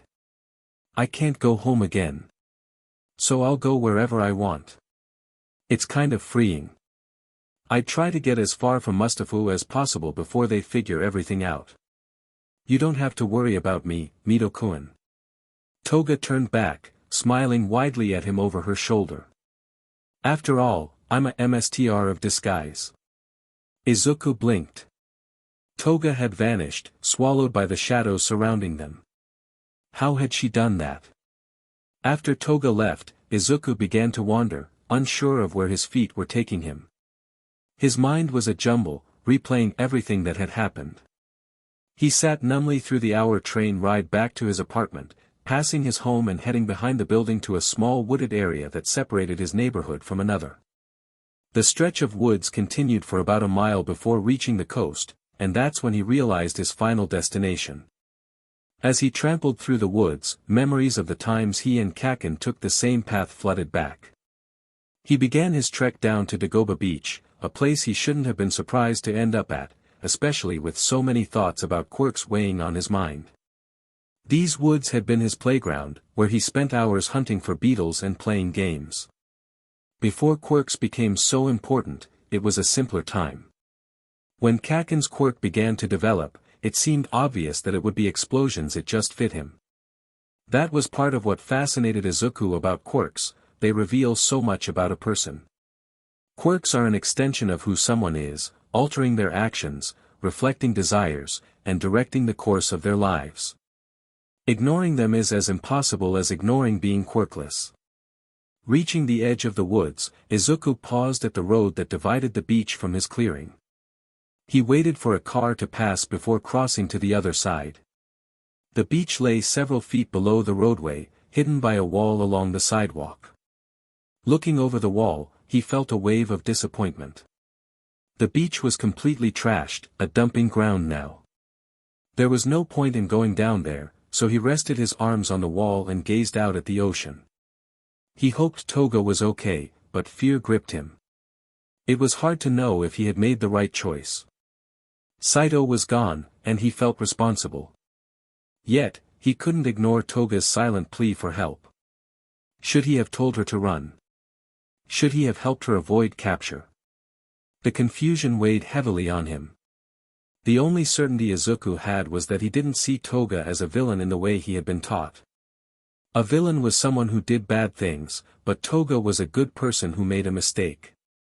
Her needs had been overlooked, leaving her feeling isolated and wrong. He understood that feeling, which was perhaps why he felt compelled to help her.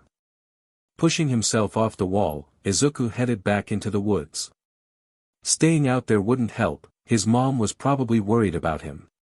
He ran back through the woods, jumping over fallen branches along a path he still remembered, even after years of neglect. Maybe another group of kids had started using his old trail.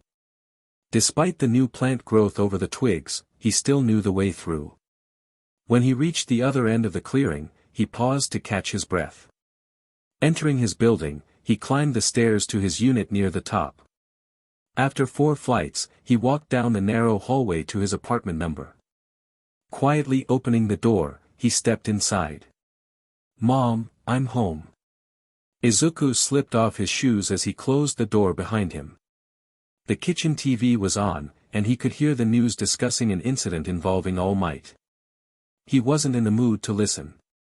He went to the kitchen, hoping to change the channel and see what was for dinner. His mom sat at the table, focused entirely on the TV and seemingly unaware of his arrival. "Mom." Her head whipped around, surprised. Her green hair had fallen out of its bun from work, and her eyes looked tired. "Oh, Izuku baby." She got up and hugged him tightly. "I'm so relieved you're okay. I heard about the boy from school. Did you know him?" "Why yeah, he was in my class." He hesitated, unable to lie to her. Avoiding her gaze, he added, I didn't really know him. It's just awful. It could have been you, baby." Tears welled in her eyes and fell onto the floor. "I'm just so relieved. To think you both could have been attacked on the same day." "What do you mean, Mom?" "Oh, sweetie, it's everywhere. All the news channels have been covering it." Izuku glanced at the TV screen and read the headline, "UA attacked. Katsuki's class was attacked by villains."